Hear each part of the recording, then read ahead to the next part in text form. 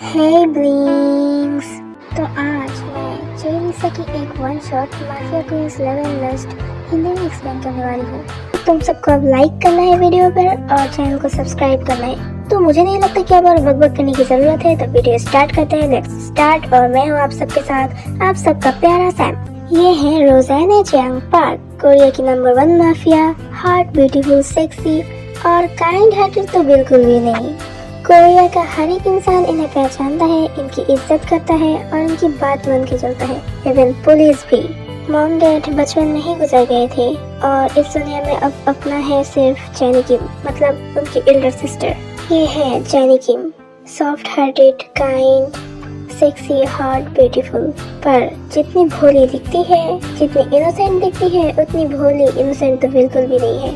Cause रोज़ाना park की Elder sister जो है, पर जेनी रोजी की एल्डर सिस्टर है, ये बात किसी को भी नहीं पता। इवन जेनी कौन है, क्या है, ये उसके दोस्तों को बिल्कुल नहीं पता। ये है लालिसा मनोवन, hot, handsome, kind hearted, soft hearted and normal college student. इस दुनिया में मम्मा और जीसू के अलावा लिसा का इस दुनिया में कोई भी नहीं है और जीसू लिसा का एल्डर ब्रदर है। और एक बात बता दूं, लिसा थोड़ा सा बेवकूफ टाइप का है, कुछ ज्यादा ही इनोसेंट। पर इसके बाद भी कॉलेज की हर एक लड़की लिसा पे मरती है, कॉज उसकी लुक्स इतने ही अट्रैक्टिव जो हैं। ये है किम जीसू, हॉट, हैंडसम, सेक्सी। पर लिसा का बड़ा भाई होने के बाद भी ये लिसा की तरह बिल्कुल भी नहीं है। एक नंबर का शैतान है, बहुत सैवेज है, बेवकूफ तो बिल्कुल भी नहीं है। और ये लड़कियों के साथ कुछ ज्यादा ही इटिश पिटिश करता है, मतलब कैरेक्टर थोड़ा सा हिला हुआ है। एक बात बता दूं, जेनी ना वो लिसा की गर्लफ्रेंड है।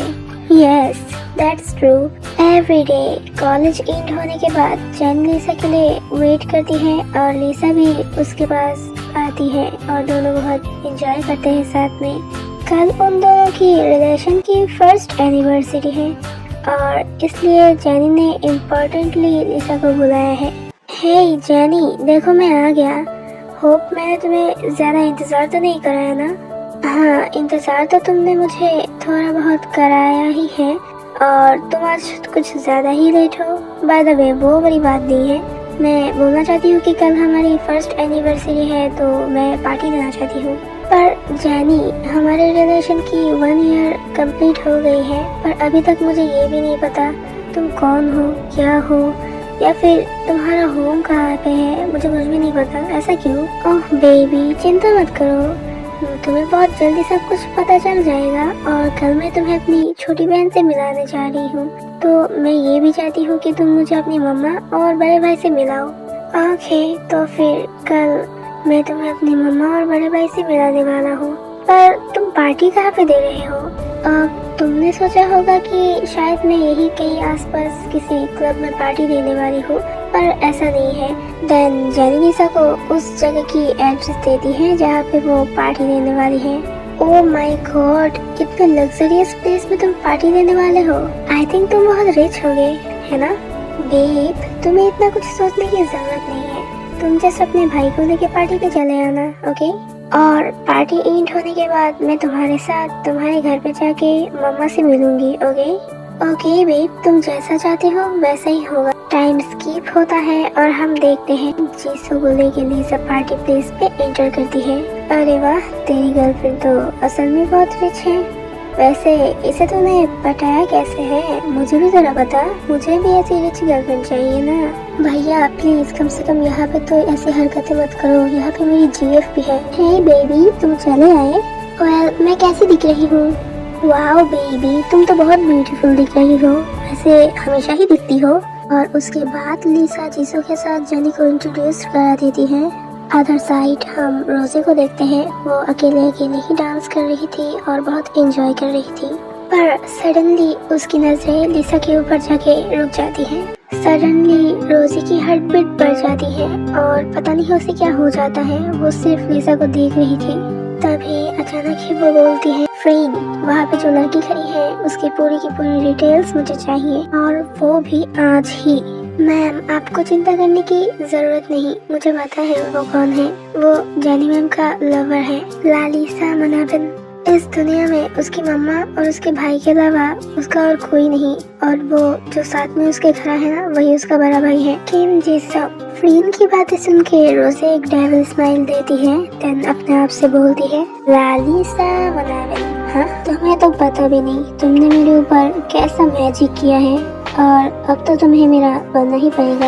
अगर तुम मेरी बहन की लवर हो भी तो भी मुझे कोई फर्क नहीं पड़ता। अन्नी तुम मुझे माफ कर देना, पर अब लिसा सिर्फ मेरी है, सिर्फ मेरी, और तुम्हें उससे दूर रहना पड़ेगा। वो अब सिर्फ मेरी है और मेरी चीज मैं तुम्हें बिल्कुल भी नहीं देने वाली। शेयर तो मैं कभी भी नहीं करती, किसी के साथ भी नहीं।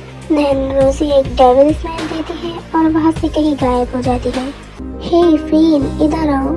अच्छा रोजी कहाँ पे है तुम्हें पता है क्या? उसे तो मैंने अभी यहाँ पे देखा था, अचानक कहीं गायब हो गई।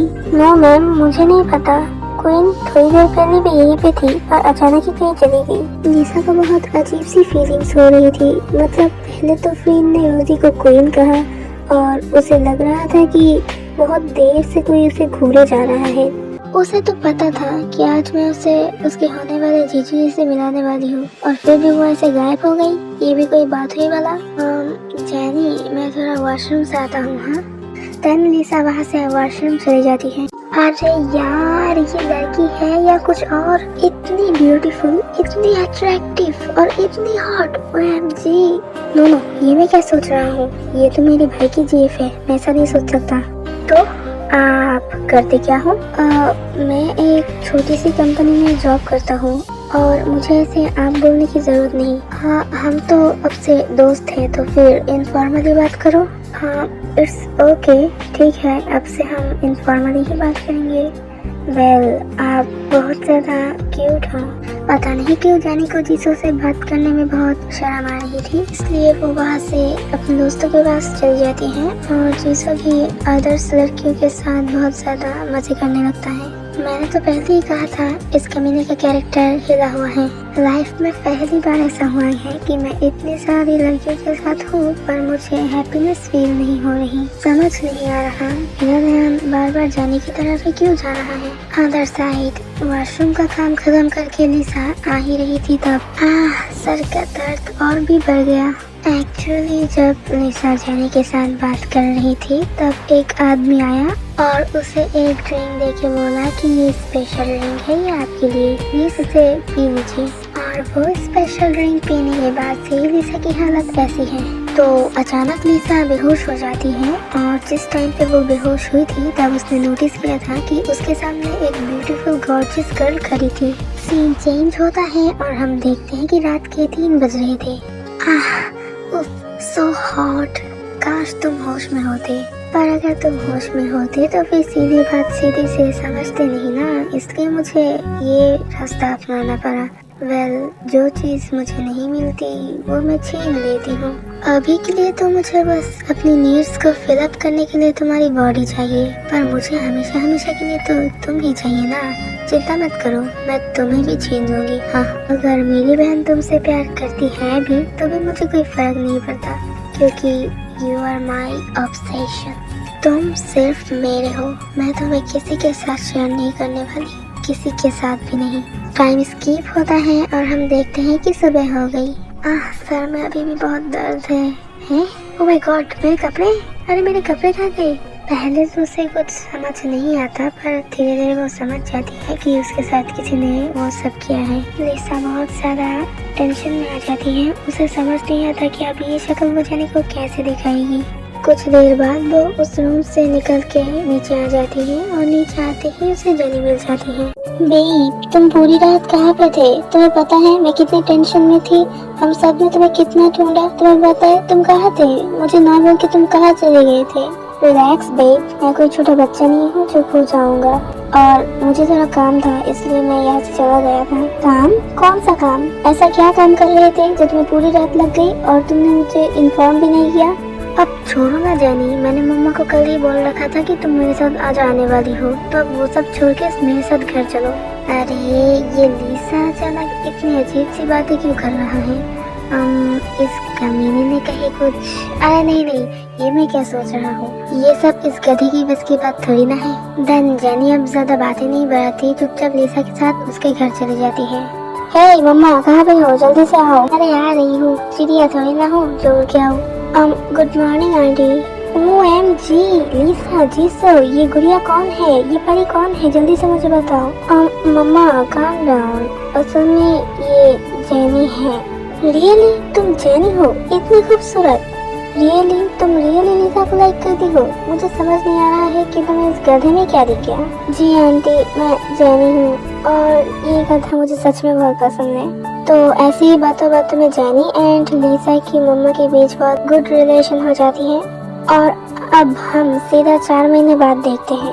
बेबी, तुम्हें क्या हुआ है? कुछ दिन से तुम्हें देख रही हो, तुम बहुत उदास लगते हो। जानी, वो अचानक से मुझे कॉलेज से निकाल दिया गया है और मैंने जब पूछा कि इसकी वजह क्या है, मुझे क्यों निकाला गया है, तब उन्होंने कोई आंसर नहीं दिया। मुझे लगता है कि किसी ने जानबूझकर ये सब कराया है, पर मेरे साथ तो किसी की कोई दुश्मनी नहीं है। मुझ जैसे इंसान के साथ किसी की कैसे दुश्मनी हो सकता है बोलो? So what, my लिली, तुम किसी दूसरे कॉलेज में एडमिट हो जाओ, उस कॉलेज में जाने की जरूरत ही क्या है? वही तो बात है, तुम्हें क्या लगता है मैंने कोशिश नहीं की है? बहुत अजीब बात है, किसी भी कॉलेज में जाती हो तो वो लोग मुझे एडमिट नहीं करते। और सबसे अजीब बात ये है कि जहाँ भी दूसरे कॉलेज में मुझे एडमिशन मिल ही नहीं रहा है, वहाँ पे एक कॉलेज से मुझे ऐसा ऑफर आया है कि इस कॉलेज में अगर मैं एडमिट होती हूँ तो मुझे कोई फी पेमेंट करने की जरूरत ही नहीं है। और ये सब देखने के बाद अब मुझे बहुत डर लग रहा है। क्या अजीब चीजें हो रही है मेरे साथ। जैनी उस कॉलेज का नाम सुन के ही शॉक्ड हो जाती है जिस कॉलेज से लिसा को ऑफर आया है, क्योंकि उस कॉलेज की ओनर रोजे है, पर ये बात किसी को नहीं पता। बेब, तुम बिना चिंता किए उस कॉलेज में एडमिट हो जाओ, बिलीव करो तुम उस कॉलेज में सेफ रहोगे। तुम्हें कोई खतरा नहीं, अगर तुम्हारा कोई दुश्मन है भी तो भी तुम्हें उस कॉलेज में कोई कुछ नहीं कर पाएगा। यानी की बातें लिसा को बड़ी अजीब तो लगती है, पर फिर भी वो एग्री हो जाती है, कॉज और कोई रास्ता भी तो नहीं है ना। वो दोनों बात कर ही रहे थे, तभी अचानक से रोजे का फोन आ जाता है। हेलो रोजे। हेलो अन्नी, तुम्हें पता है लिसा भी बिल्कुल भी सेफ नहीं है, दैट्स व्हाई मैंने उसे अपने कॉलेज में एडमिट होने का ऑफर दिया है। पर लिसा क्या जैसे इतने इनोसेंट पर्सन की भी कोई दुश्मन हो सकती है, मैं ये कैसे बिलीव कर सकती हूँ? और तुम ऐसा कैसे पहचानती हो? तुम तो उस दिन पार्टी में फुल गायब थी। अन्नी, तुम ये सब नहीं समझोगी, वो इनोसेंट है, पर उसके ऊपर जो अटैक करना चाहते हैं वो तो इनोसेंट नहीं है ना। और मुझे अभी तक नहीं पता उसके दुश्मन कौन है, उसके साथ ऐसे बेईमानी कौन करना चाह रहा है। तुम्हारी बातें सुन के लग रहा है कि तुम अब मेरे ऊपर ही शक कर रही हो। देखो अन्नी, वो तुम्हारा लवर है, मैं उसके साथ ऐसा क्यों करूँगी? और रही बात उसे पहचानने की, अपनी बड़ी बहन की हर एक खबर तो मुझे रखनी ही पड़ेगी, ये तो मेरा फर्ज बनता है ना। नहीं रोज़े, मैं तुम्हें शक क्यों करूँगी? तुम मेरी छोटी बहना हो ना, मैं तुमसे बहुत लव करती हूँ। अगर तुम्हें मेरी किसी बात से बुरा लगा हो तो फिर मुझे माफ कर देना, मैं तुम्हें हर्ट नहीं करना चाहती थी। और इतना कुछ करने के लिए थैंक्स। नो अन्नी, मैं तुम्हारी बातों से हर्ट नहीं हूँ, तुम्हें पता है ना मैं कितनी स्ट्रांग हूँ, और थैंक्स बोलने की कोई ज़रूरत नहीं, ये मेरा फर्ज था। वैसे मैंने तुम्हें फ़ोन किया था एक और चीज़ बताने के लिए। मैं चाहती हूँ कि लिसा हमारे साथ हमारे मेंशन में रहे। देखो, अब तुम सोचोगे कि हमारी प्राइवेसी की बात, मैं ये हूँ वो हूँ, ये सब मैटर नहीं करता अन्नी, मैटर करता है कि लिसा सेफ है या नहीं। अब जब तुम दोनों एक दूसरे से प्यार करते ही हो तो कभी ना कभी तो शादी करोगे, है ना? तो मैं क्यों चाहूँगी कि लिसा अनसेफ रहे? तो शादी के बाद जब सब पता चल ही जाएगा तो अभी से सब पता चलना अच्छा नहीं है। तुम्हारी बातें मैं समझ गई और मैं तुम्हारे साथ एग्री भी हूँ, पर तुम माफिया क्वीन हो, ये बात मैं नहीं चाहती कि लिसा को अभी पता चले। उसे मैं बाद में समझा के बता दूंगी, अभी सिर्फ उसे हमारे साथ मेंशन में आने को बोलती हूँ। ओके अन्नी, अभी मुझे बहुत काम है। वेल, एक और बात, कल बेकी आने वाली है। क्या वो कल आने वाली है? तुमने उसके वेलकम करने का कोई इंतजार किया भी है या नहीं? या अन्नी, ये भी कोई बोलने की बात है? मैंने सब कुछ कर दिया है, तुम टेंशन मत करो। तुम जस्ट लिसा को और उसके भाई को कल ही आ जाने को बोलो। ओके ओके, देन बाय, रखती हूँ। फोन कट होने के बाद हम देखते हैं सच में तुम इतनी बेवकूफ हो अन्नी, मुझे पता नहीं था। वेल, तुम्हें असल में लगता है कि मैं ये सब तुम्हारे लिए कर रही हूँ? हाउ फनी, तुमने मुझे इतना गुड पर्सन समझ रखा है। मैं तुम्हारी बहन हूँ या नहीं ये मैटर नहीं करता, सबसे पहले मैटर करता है कि मैं एक माफिया क्वीन हूँ, और माफियाज इतने अच्छे भी नहीं होते। ओके अन्नी तुम बस देख लेना मैं क्या करती हूँ।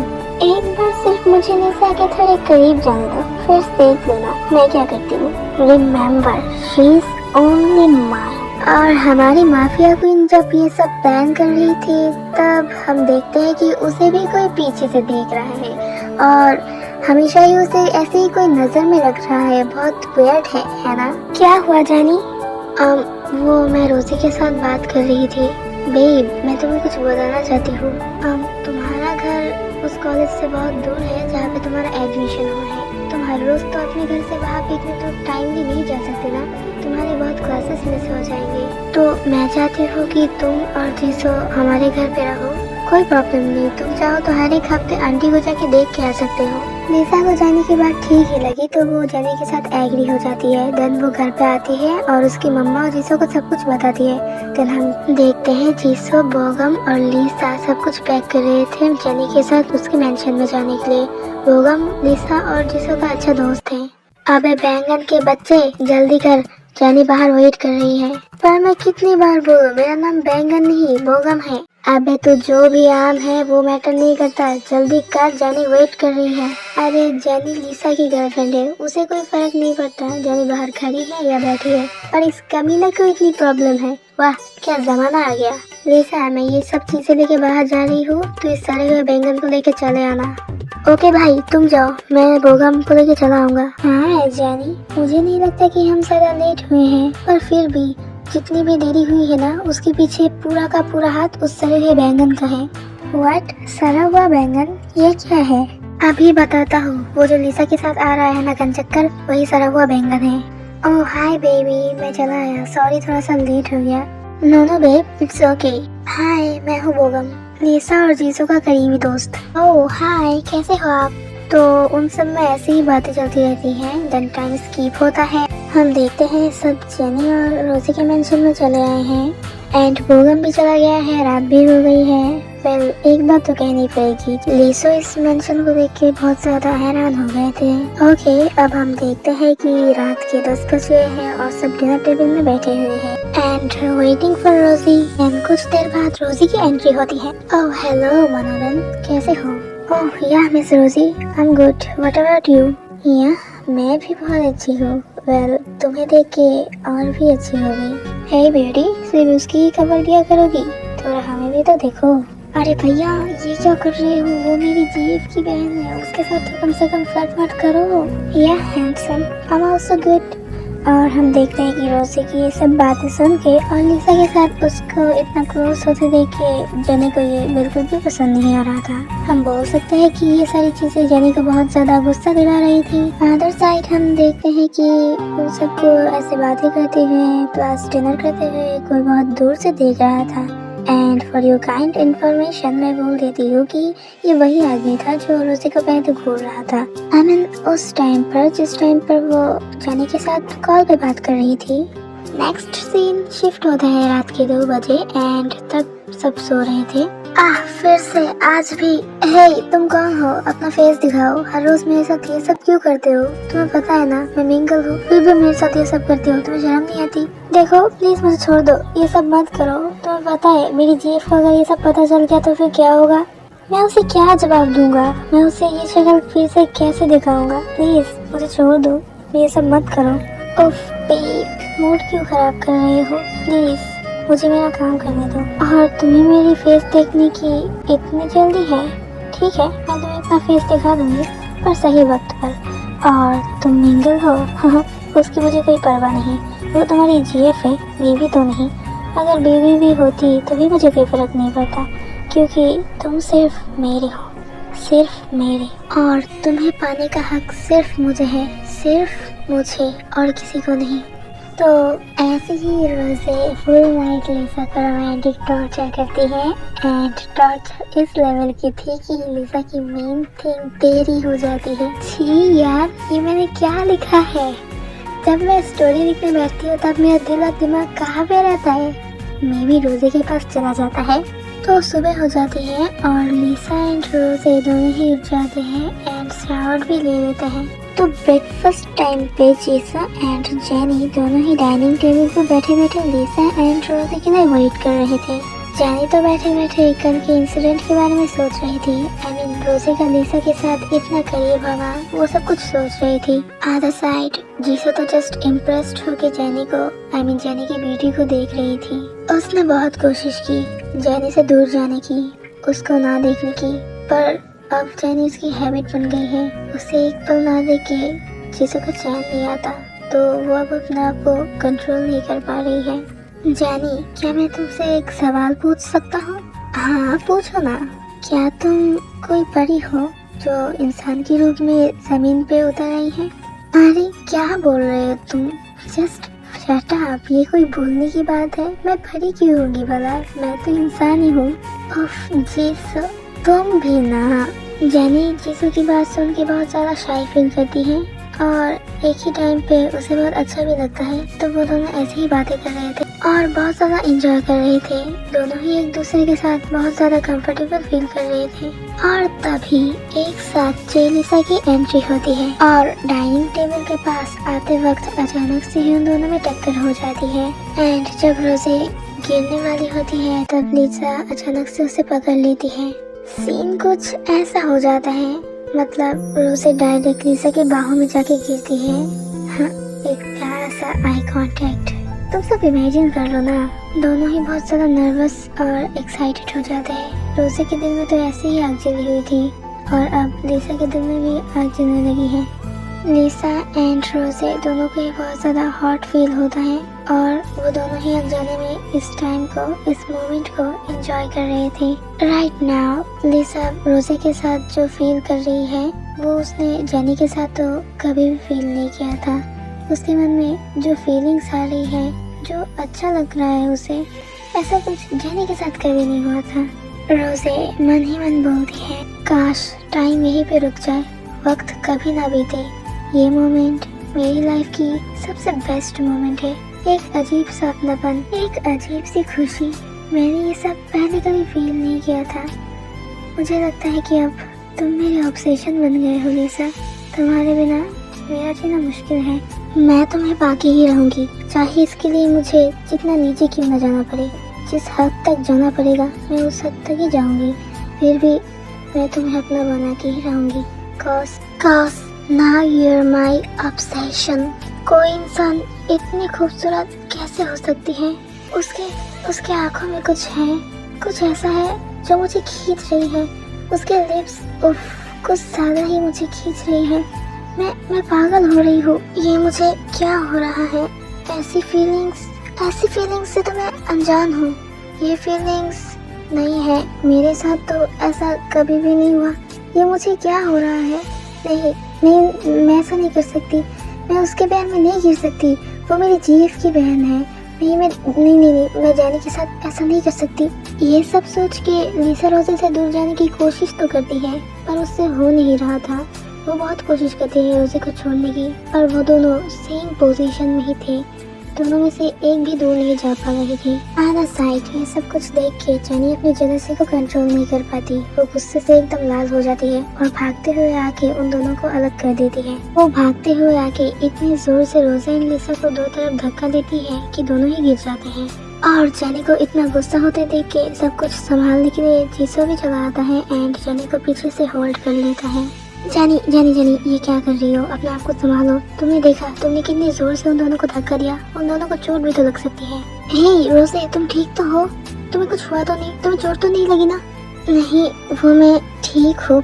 लिसा, क्या तुम ठीक हो? तुम्हें चोट तो नहीं आई ना? अन्नी, ये तुमने क्या किया? तुम्हारी वजह से उसे चोट भी आ सकती थी। तुमने उसे धक्का क्यों दिया? लिसा को एक दूसरे की इतनी केयर करते हुए देख के जैनी की जेलसी लेवल तो और भी बढ़ जाती है, पर वो जैसे तैसे अपने आप को कंट्रोल करती है। देन बोलती है, वो ऐसे ही वो ब्रेकफास्ट टाइम हो गया है ना? अच्छा ये सब छोड़ो, चलो ब्रेकफास्ट करते हैं। तुम में से किसी को तो चोट नहीं आई ना? यही बड़ी बात है। जैनी की बातें सुन के सबको बहुत अजीब तो लगता है, पर कोई कुछ नहीं बोलता और जैनी मन ही मन बोलती है, हाँ लिसा के बच्चे, मैंने तुम्हें मेरे लिए इतना केयरफुल तो कभी होते नहीं देखा, उसके लिए इतना केयरफुल। और रोजी, मैंने तो तुझे कभी किसी के लिए इतना केयरफुल होते नहीं देखा। मैंने तो हमेशा तेरे आंखों में गुस्सा ही देखा है, पर जब से लिसा यहाँ पे आई है तब से तू ऐसी बिहेव कर रही है जैसे कि तू बहुत सॉफ्ट पर्सन है, पर तू ऐसी है नहीं। ऐसे बिहेव क्यों कर रही है? लिसा को इम्प्रेस करने की कोशिश कर रही है? नहीं नहीं नहीं, मुझे लगता है अब मैं कुछ ज़्यादा ही सोच रही हूँ। वो मेरी छोटी बहन है, वो मेरे साथ ऐसा क्यों करेगी? नहीं नहीं, मैं कुछ ज़्यादा ही सोची हूँ। शायद वो अपने जीजू जी के सामने थोड़ा अच्छा बनने की कोशिश कर रही है। ये सारे फालतू की चीज़ें जस्ट मेरी जेलसी की वजह से मेरे दिमाग में आ रही है। ऐसा कुछ नहीं होगा, मुझे ये सब सोचना बंद करना चाहिए। और लिसा भी मुझसे बहुत प्यार करता है एंड वो एक गुड पर्सन है। मैं उसे ऐसे शक नहीं कर सकती। इट्स ओके, मैं अपनी जेलसी को कंट्रोल करने की कोशिश करूंगी, पर उन दोनों पे ऐसे शक नहीं करूंगी। देन वो सब ब्रेकफास्ट टेबल में ब्रेकफास्ट कर रहे होते हैं एंड उसी टाइम पे बैकी की एंट्री होती है। हे गुड मॉर्निंग ऑल। बैकी, तुमने तो कहा था तुम रात में आओगी, पर अभी आ गई? आप सबको सरप्राइज देने के लिए अभी आई। अगर मैं बोलती कि मैं सुबह सुबह आने वाली हूँ तो फिर आप सब क्या इतना सरप्राइज हो पाते? एक्चुअली बैकी रोज़ा एंड जैनी की कजिन सिस्टर है। जैनी एंड रोज़े की मॉम डैड के साथ बैकी की मॉम डैड भी गुजर गए थे एक ही साथ, और तब से वो जैनी एंड रोज़े के साथ ही बड़ी हुई है। जैनी एंड रोज़े दोनों ही बैकी को एकदम अपनी छोटी बहन की तरह प्यार करते हैं, और आज से 5 साल पहले बैकी लंदन पढ़ने के लिए गई थी और आज वो वापस आई है। देन जैनी एंड रोज़े दोनों ही उसको लिसा एंड जीसू से इंट्रोड्यूस करा देते हैं। ओह हाय ब्यूटी, तुम सच में बहुत ज़्यादा हॉट हो। क्या तुम्हारा कोई लवर है या फिर मैं बन जाऊँ? नो, मैं सिंगल ही हूँ, पर जैनी फ्रेंड कहाँ पे है? मैंने उसे अभी तक एक बार भी नहीं देखा। जैनी से पूछ के क्या होगा, वो राइट हैंड तो मेरा है। बाय द वे, उसे मैंने कुछ काम से भूषण भेजा है, कुछ देर बाद आ जाएगा। सब कुछ तो ठीक है, पर अजीब बात ये है कि वो सेम आदमी, मतलब जो हमेशा रोज़े की तरफ नजर रखता है, वो आज भी किसी कोने में खड़े खड़े उन सब की बातें सुन रहा था और उन्हें घूर रहा था। देन हम देखते हैं कि वो आदमी एक डेविल स्माइल देता है एंड बोलता है, रोज़ाना चैंग पार्क, कल सुबह तुम्हारी नींद खुलते ही हमेशा हमेशा के लिए तुम्हारी नींद उड़ जाएगी। कल से तुम्हारा जीना हराम हो जाएगा। बाय द वे, अभी बॉस को तुम्हारी एक इंफॉर्मेशन देनी पड़ेगी। देन सब ब्रेकफास्ट कंप्लीट करते हैं। कुछ देर बाद फ्रीन आ जाता है। हाय फ्रीन। ओह हाय मिस बैकी, आप कब आई? आप तो रात को आने वाली थी ना? सरप्राइज देने के लिए अभी आ गई। वेल, तुमने मुझे मिस किया? आप ये क्या पूछ रही है? और मेरे मिस करने से या फिर ना करने से क्या फर्क पड़ता है? फ्रीन, ये तुम कैसी बातें कर रहे हो? तब तुमने मेरा मूड ही बिगाड़ दिया। तुम्हें पता है मैंने तुम्हें कितना मिस किया और तुम मुझे बैकी बोलो। मैं तो बस मजाक कर रहा था। या प्रिंसेस, मैंने तुम्हें बहुत मिस किया। तो यहाँ पे सब समझ ही गए होंगे कि बैकी और फ्रीन के बीच क्या चल रहा है। सीन चेंज होके कल मॉर्निंग दिखाता है। हर रोज की तरह ही आज भी रोज़े लिसा के रूम से अपने रूम पे आके शावर लेती है। देन शावर लेके जब वो रूम पे आती है तब वो अपने बेड पे एक लेटर देखती है। ये कैसा लेटर है? वो पेपर वो खोलती है और देखती है अंदर लिखा हुआ है, I will destroy you and you can't hide from me। सबसे बड़ी बात तो ये है कि इस लेटर को ब्लड से लिखा गया था, और ये सब देख के सुबह सुबह ही रोजी का दिमाग बहुत खराब हो जाता है। कौन है ये बास्टर्ड? किसकी इतनी बड़ी हिम्मत है जो मेरे साथ ऐसे बिहेव करे?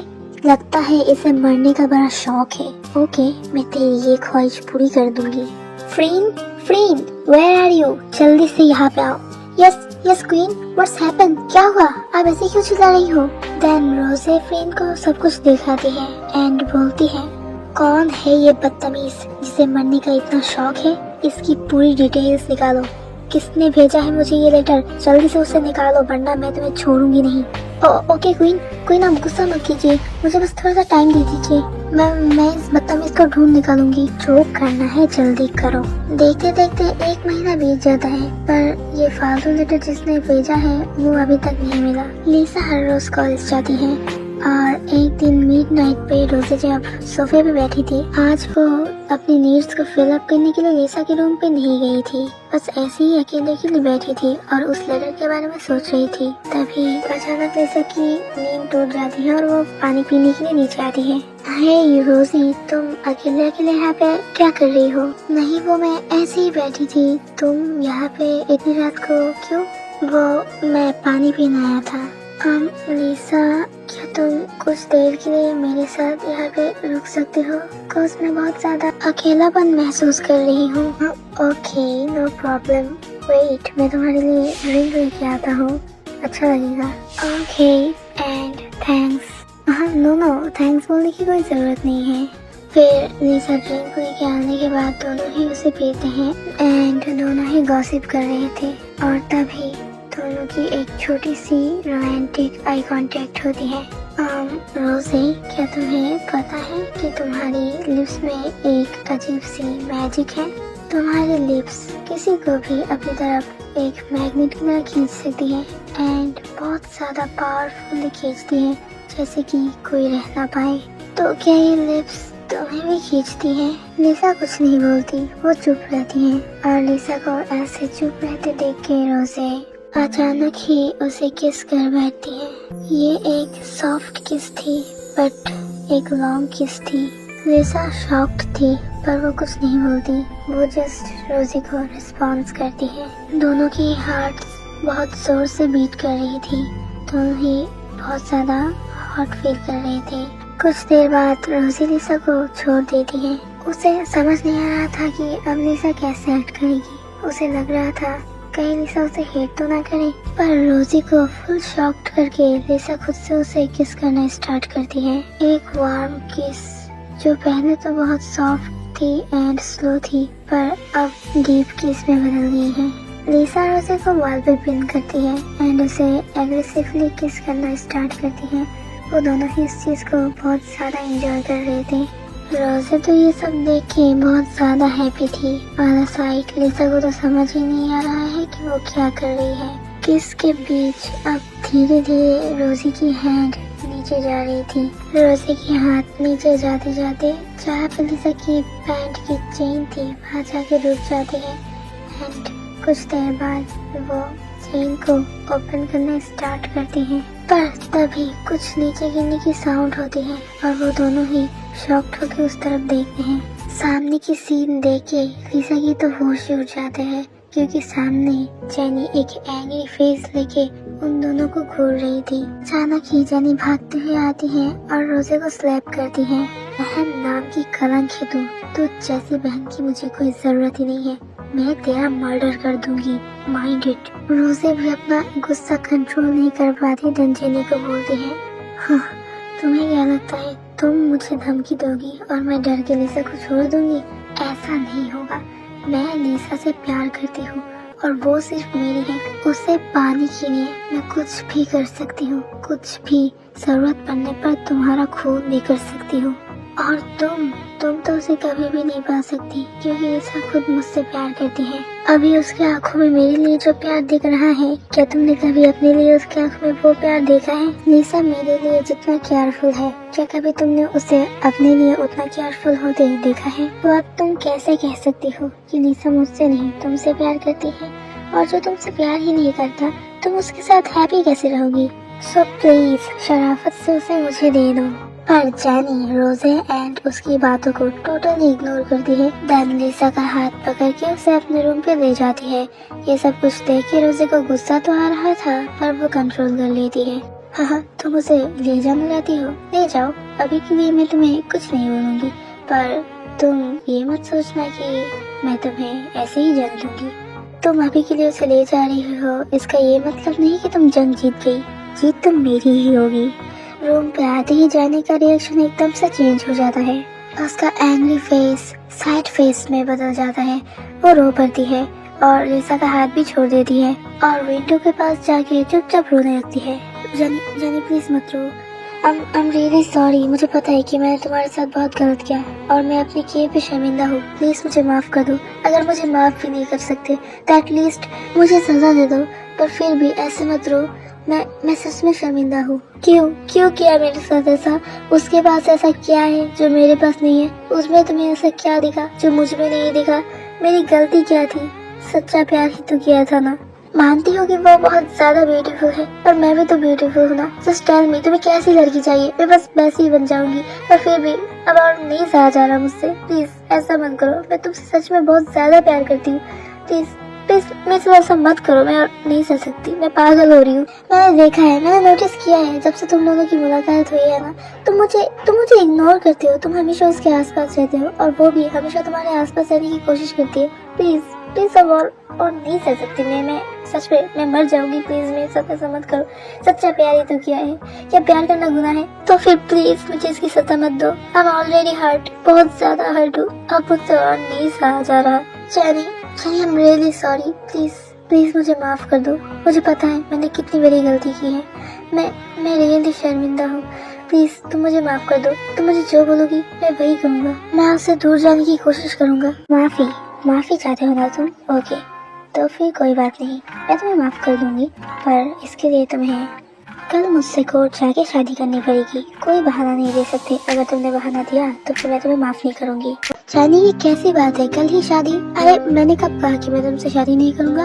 पर कल नहीं, ऐसे अजीब तरीके से मैं शादी नहीं करना चाहता। किसी को कुछ ना बताया ही अकेले अकेले शादी करने का मेरा कोई शौक नहीं है, और मेरी मम्मा को भी तो कुछ नहीं पता ना। इतना घुमा फिरा के बोलने की जरूरत क्या है? सीधे सीधे बोल दो ना कि अभी तुम्हें मुझसे नहीं, रोज़ी से शादी करनी है, और तुम्हें अब मैं पसंद भी नहीं हूँ, है ना? यही सच है। और अब तुम इसलिए इतना बहाना दे रहे हो क्योंकि तुम्हें पता है कि आंटी को हमारे बारे में ऑलरेडी पता है और उन्हें मैं पसंद भी हूँ। उन्हें कोई प्रॉब्लम नहीं होगा, उन्हें बाद में बता देंगे तो ही चलेगा, पर प्रॉब्लम तो अब तुम्हें है क्योंकि अभी तुम्हें रोजी की जरूरत जो है। जानी फालतू की बातें छोड़ो। मैं मानता हूँ कि मैंने बहुत बड़ी गलती की है, पर इसका ये मतलब नहीं कि मैं तुम्हें छोड़ के रोजे से शादी करना चाहता हूँ। आई लव यू जानी, प्लीज फॉरगिव मी। अच्छा ठीक है, मैं तुम्हारी बात मानता हूँ। मैं कल ही तुमसे कोर्ट मैरिज करूंगा, और प्लीज अब तुम ऐसी बातें करना छोड़ दो my love. I am really love you and I am really sorry. Oh यार शट अप प्लीज। अब और ऐसे झूठे प्यार की बातें करके मेरा दिल मत दुखाओ। मैं पहले से ही हर्ट हूँ। जो पेन तुमने मुझे पहले दिया है, क्या वो तुम्हें अब कम लग रही है? जो तुम मुझे फिर से पेन देने के लिए ऐसी झूठी झूठी बातें कर रहे हो? You are a liar. तुमने कभी मुझसे प्यार किया ही नहीं, और अब मुझे रियलाइज हो रहा है कि मैं इतने दिन तुमसे सच्चा प्यार करती तो थी, पर तुमने हमेशा मेरे साथ ड्रामा ही किया है, कभी मुझसे प्यार नहीं की, और अब जाके तुम्हें रोजी से प्यार हो गया। और इतना कुछ जानते हुए भी मैं तुमसे ही प्यार कर बैठी और अपने इस पागल दिल को समझा भी नहीं पा रही। इसलिए सब कुछ जानते हुए भी मैं तुमसे ही शादी करना चाहती हूँ, और कल मैं तुमसे शादी करके ही रहूंगी। क्या करूँ बोलो? मेरा ये पागल दिल रियलिटी मानना ही नहीं चाहता। वो तुमसे इतना ही प्यार कर बैठा है कि सब कुछ जानते हुए भी तुम्हारे लिए पागल है। तुम्हारे बिना मैं मर जाऊंगी, जी नहीं पाऊंगी। पागल की तरह प्यार जो करती हूँ, होप कि कभी तुम मेरे इस प्यार को समझ पाओ, यही आशा करती हूँ। नो आशा नहीं, दुआ करती हूँ, क्योंकि तुमसे मैं ये एक्सपेक्ट भी नहीं कर सकती, पर दुआ तो कर सकती हूँ ना कि कभी तुम मेरे इस प्यार को समझ जाओ और मुझे भी सच्चा प्यार करो, क्योंकि मुझे लगता है कि मैं ये डिजर्व करती हूँ। या फिर मैं इतनी ही खराब हूँ कि तुम्हारा प्यार भी मुझे नहीं मिल सकता। मैं ये डिजर्व नहीं करती। क्यों करती हूँ ना, या फिर नहीं? बता दो। लिसा कुछ नहीं कहती, वो एकदम साइलेंट रहती है क्योंकि उसके पास बोलने के लिए कुछ भी नहीं है। उसने जो किया है उसके बाद उसके पास बोलने के लिए आखिर क्या भी रहेगा, है ना? वो जस्ट साइलेंटली जाने को हक कर लेती है और जाने भी उसे हक बैक देती है। सीन चेंज होता है और हमें मॉर्निंग दिखाया जाता है। शादी के लिए जानी अपना आप को एज ए ब्राइड रेडी कर रही थी। कुछ मेड्स जानी को हेल्प कर रहे थे और जानी ने कुछ मेड्स को लिसा को नींद से उठाने के लिए भेजा है। खास जानी को ये पता है कि लिसा टाइम पे कभी भी खुद से नहीं उठ सकती। जब वो अपने आप को रेडी कर रही थी तब उसकी फेस पे एक अजीब सी स्माइल थी। उसे जितना हैप्पी होना था उसे उतनी हैप्पीनेस फील तो नहीं हो रही, और इसकी वजह तो सबको पता ही है ना? पर फिर भी वो स्माइल कर रही थी, वो अपने आप को हैप्पी प्रिटेंड करने की कोशिश कर रही थी। कुछ देर बाद एक मेड आके कहता है, मिस जानी की हमने मिस लिसा मनावन को पूरे मेंशन में ढूंढा पर वो हमें कहीं भी नहीं मिली। क्या बोल रहे हो ये सब तुम लोग? तुम्हें पता भी है तुम सब ये क्या बोल रहे हो? अगेन ढूंढो, पूरे मेंशन पे बार बार ढूंढो। ये बोल के जानी खुद जीसू को फोन करती है। हेलो जीसू, क्या तुम्हें पता है लिसा कहाँ पे है? उसकी आज मेरे साथ शादी है पर वो लापता है। मैं उसे ढूंढ रही हूँ पर वो मुझे नहीं मिल रही। नहीं तो पर आज हमारी इम्पोर्टेंट क्लास है, उसे तो अटेंड करना चाहिए था, पर वो नहीं आई। वेट, तुम ये क्या बोल रही हो? तुम दोनों की आज शादी है? ये एक ऐसी अजीब सी बात है, मुझे और मामा को तो कुछ भी नहीं पता, और तुम दोनों की ऐसी अचानक से शादी, ये क्या है? देन जानी चीजों को एवरीथिंग बताती है। I mean, कल रात की इंसिडेंट के बारे में, और वो भी जो सब कुछ हुआ वगैरह वगैरह सब कुछ बोलती है। सब सुन के जिसो जितना शॉक्ड है उससे ज्यादा हार्ट है, क्योंकि वो जानी को लव करती है, और ये सब तो तुम सबको पता ही है ना। पर फिर भी वो बोलती है, डोंट वरी जानी, मैं उसे ढूंढता हूँ और तुम भी उसे ढूंढने की कोशिश करो। पर तुमने अभी अभी कहा कि तुम्हारी बहन माफिया क्वीन रोजे ने पार्क है, तो फिर कहीं ऐसा तो नहीं कि रोजे ने लिसा को किडनैप किया है? क्योंकि लिसा जैसी भी हो और उसने जो भी किया हो, पर वो एक ऑनेस्ट पर्सन है, तो वो रोजे के साथ भाग तो नहीं सकती। पर रोजे एक माफिया है, दैट्स वाई वो लिसा को किडनैप तो कर ही सकती है। तो तुम्हें रोजे के बारे में भी थोड़ा सोचना चाहिए।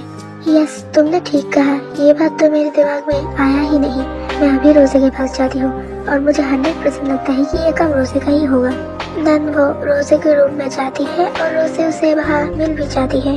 रोजे, तुमने लिसा को जहाँ भी छुपाया है उसे अब मेरे हवाले कर दो, क्योंकि लिसा सिर्फ और सिर्फ मेरा है। आज हमारी शादी है और तुमने उसे किडनैप करने की जरूरत की?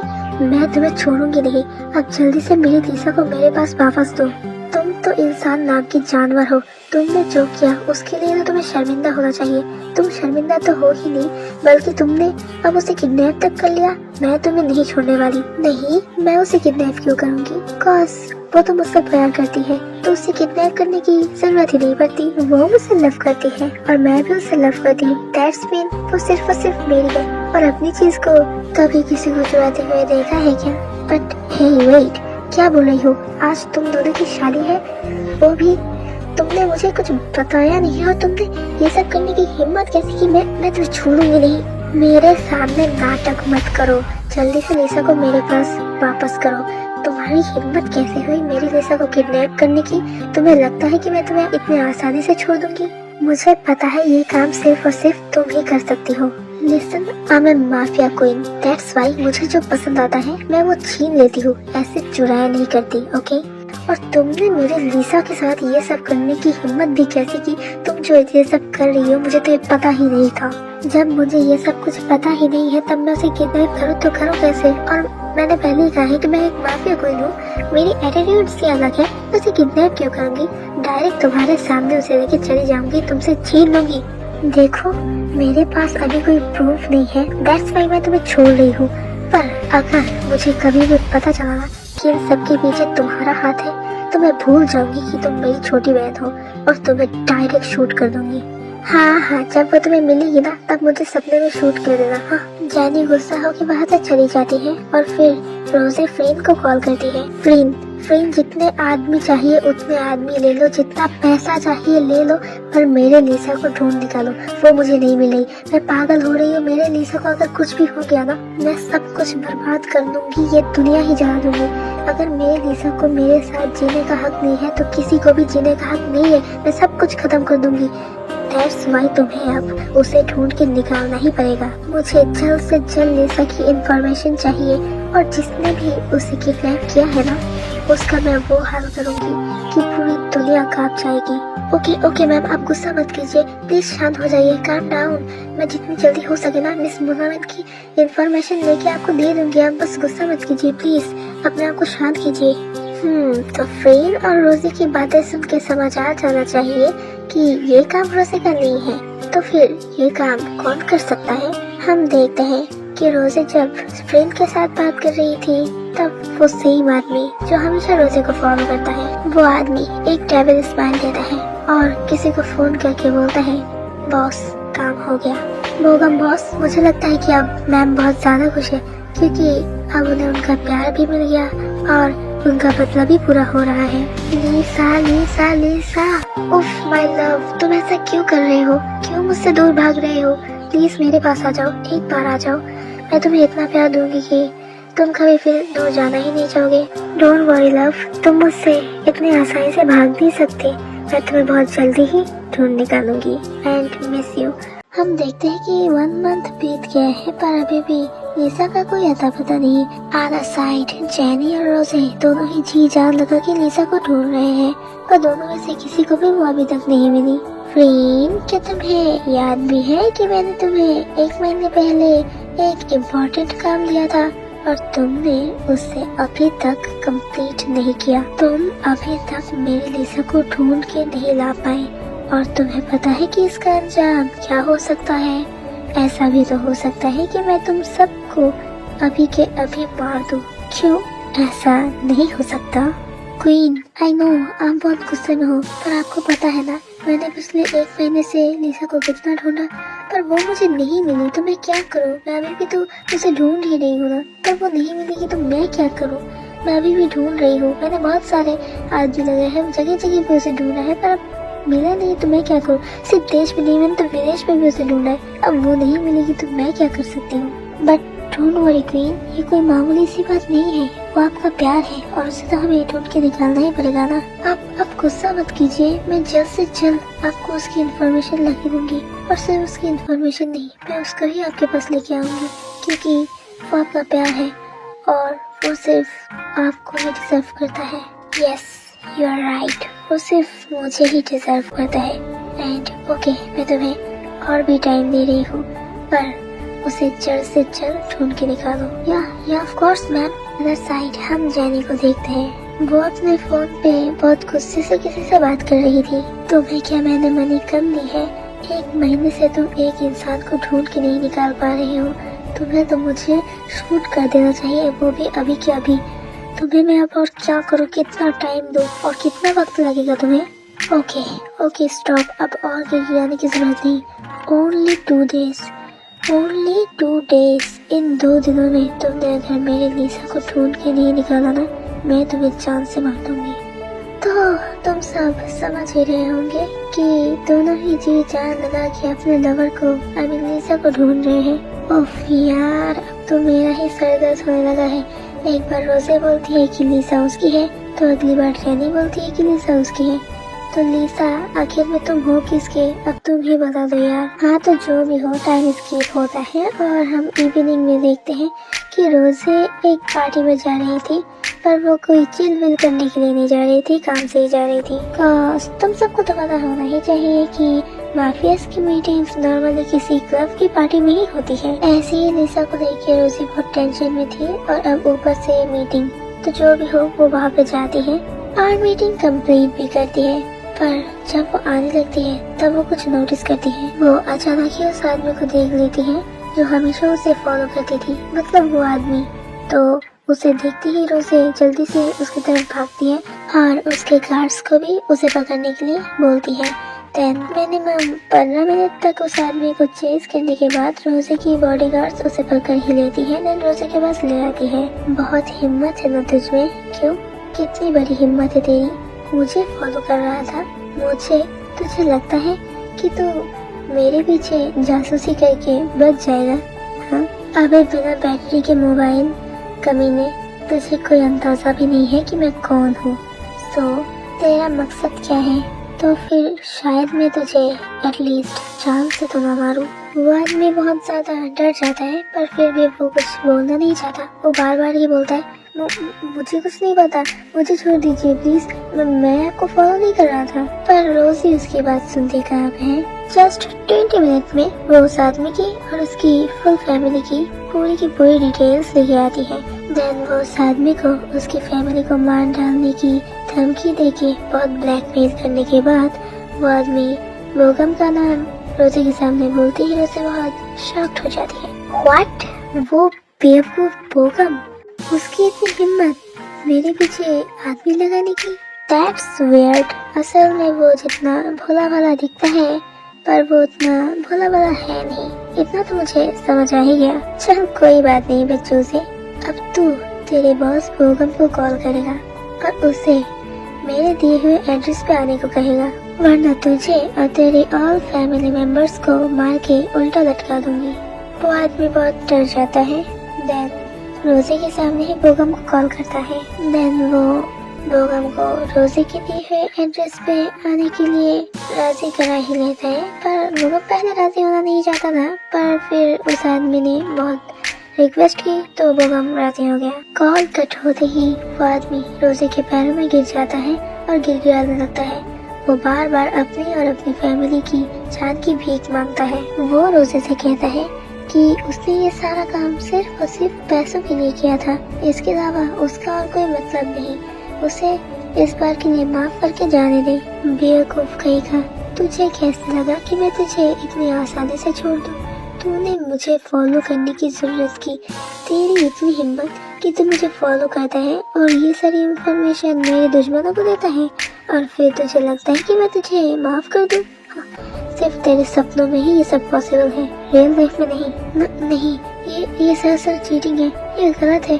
आपने मुझसे कहा था कि अगर मैं बोगम को आपके पास लेके आऊं तो फिर आप मुझे छोड़ देंगी, पर फिर आप ऐसा कैसे कर सकती है? नहीं क्वीन, लास्ट बार के लिए मुझे माफ कर दीजिए। मेरे छोटे छोटे 2 बच्चे हैं, प्लीज मुझे माफ कर दीजिए। तेरे छोटे छोटे 2 बच्चे हैं, तेरी फैमिली है, तुझे जीना है, ये सब तुझे पहले याद नहीं था? अगर पहले याद नहीं था तो फिर याद रखने की जरूरत भी नहीं है, और मैं तुझे अभी के अभी मार दूंगी, क्योंकि मैं अपने दुश्मनों को और बेईमान साथियों को कभी भी जिंदा नहीं रखती। देन वो उस आदमी को वहाँ पे शूट कर देती है। अदर साइड हम फ्रेन एंड बैकी को देखते हैं। बैकी, ये तुम क्या बोल रही हो? मैं तुम्हारे साथ ऐसा नहीं कर सकता। क्यों नहीं कर सकते? प्यार करते हो ना, तो फिर क्या फर्क पड़ता है? और शादी की बात कर रहे हो तो मैं तो उसी के लिए ये सब कर रही हूँ, जिससे कि मैं कंफर्म हो सकूँ कि तुम फ्यूचर में मुझसे ही शादी करने वाले हो। अब चुपचाप मेरी बात मान लो, वरना मैं तुम्हें एकदम हेडशॉट मार के उड़ा दूंगी। अच्छा ठीक है, एकदम अपनी बहन के ऊपर गई है, अब इसे क्या भी बोलूं।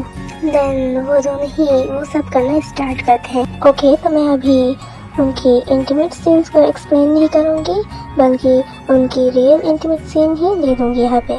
रियल इंटीमेट सीन से मेरा मतलब है कि उनकी most popular GL series Gap the series की इंटीमेट सीन्स देने वाली हूँ। रियल लाइफ में वो दोनों एक दूसरे को प्यार करते होंगे, आई डोंट नो, और वैसे भी उनकी बिहेवियर से ऐसा ही लगता है, पर रियल इंटीमेट सीन मुझे कहाँ से मिलेगी, तो मैं यही देने वाली हूँ।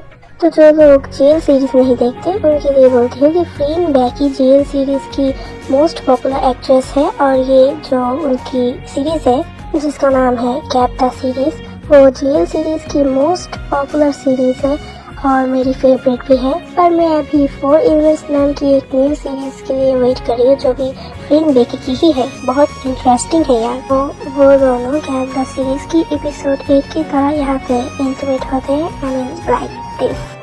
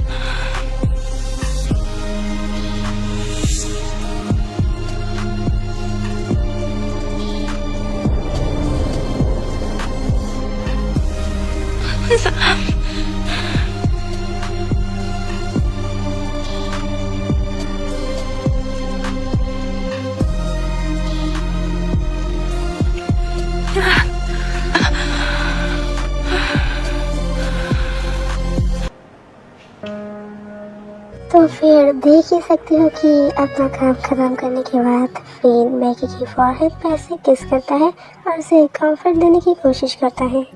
वो दोनों ही बहुत ज़्यादा हैप्पी मूड में थे एंड दोनों ही सेटिस्फाइड थे, पर एट द सेम टाइम रोजी बोगम के बारे में बात करने के लिए फ्रेन को कॉल करती है, पर फ्रेन वो कॉल उठाएगी कैसे, क्योंकि उसने फ़ोन को साइलेंट कर रखा था। बाय द वे, ये फुल इंटीमेट सीन नहीं है, मैंने बहुत ज़्यादा खर्च किए हुए हैं, क्योंकि अगर मैं फुल इंटीमेट सीन देती तो शायद मेरे चैनल पे एज रेस्ट्रिक्शन आ जाता, इसलिए मैंने ऐसा किया है।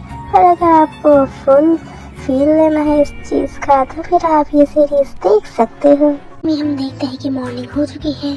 फ्रेंड को पता था कि उसके फोन पे कॉल्स आ सकते हैं, दैट्स वाई उन दोनों के मेकआउट सेशन के टाइम पे उसने अपने फोन को साइलेंट कर रखा था। दैट्स वाई उसने रोजे के किए हुए कॉल्स को नोटिस नहीं किया था। पर जब वो सुबह सुबह शावर लेके आती है तब वो नोटिस करती है कि रोजे ने 10 से भी ज्यादा बार उसे कॉल किया था। वो थोड़ा बहुत डर तो जाती है पर वो फिर भी अपने आप को शांत रखती है। तुम सबको समझ ही जाना चाहिए ना कि रोजे उसकी बॉस है और वो एक माफिया है, तो डरना, फ्रेंड का डरना नॉर्मल ही है। एनीवे वो रोजे को कॉल करती है। देन रोजे पहले उसे बहुत डांटती है, उसे गुस्सा दिखाती है, पर फिर उसे सब कुछ खुल के बताती है। देन हम नोटिस करते हैं कि सब कुछ सुनने के बाद फ्रेंड का रिएक्शन बहुत अजीब था। मतलब उसे तो बहुत खुश होना चाहिए ना कि उसका काम हो गया, पर नहीं, पता नहीं वो बहुत अजीब तरह से बिहेव कर रही थी। तो रोजे ने अर्जेंटली फ्रेंड को एक एड्रेस भेजा था और उसे वहाँ पे आने को कहा था, और इसलिए वो रेडी हो रही थी और इसी बारे में सोच रही थी। बट तभी पीछे से बेकी आके उसे हक करती है। फ्रेंड के चेहरे को देख के बेकी को लगा था कि फ्रेंड बहुत टेंशन में है, तो उसने फ्रेंड से पूछा था कि क्या हुआ, कुछ हुआ या नहीं। मतलब उसे आस्क किया था कि कोई प्रॉब्लम है या नहीं। इवन लिसा की किडनैप हो जाने के पीछे भोगम भी है, वो भी उसने बेकी को नहीं कहा था, पर ये बेकी का राइट था वो जानने के लिए कि उसके जीजू को किसने किडनैप किया है। एंड फाइनली जब बेकी ने पूछा कि फ्रेंड तुम कहाँ पे जा रहे हो, तब भी फ्रेंड ने झूठ बोला। उसने कहा कि वो एक फ्रेंड से मीट करने जा रही है, पर ये तो सरासर झूठ है ना। पर बेकी बहुत चालाक है, दैट्स वाई उसने समझ लिया था कि कुछ तो गड़बड़ है, वरना फ्रेंड का चेहरा कभी भी इतना डरा हुआ नहीं लगता। तो उसने बिलीव नहीं की। उसने ठीक किया कि वो पीछे से फ्रेंड को फॉलो करेगी। ओके बेकी माय लव, तुम रेस्ट करो, वैसे भी तुम चल नहीं सकती। ओके मैं अभी जा रहा हूँ। ओके बेबी सेफली जाना है, और जाते ही मुझे कॉल कर देना। ओके बेबी तुम भी अपना ख्याल रखना, और तुम्हें अगर कुछ चाहिए हो या फिर कोई प्रॉब्लम हो तो मुझे कॉल कर देना। ओके जाना। देन वो दोनों एक दूसरे को बाय कहता है और फ्रेंड वहाँ से चला जाता है।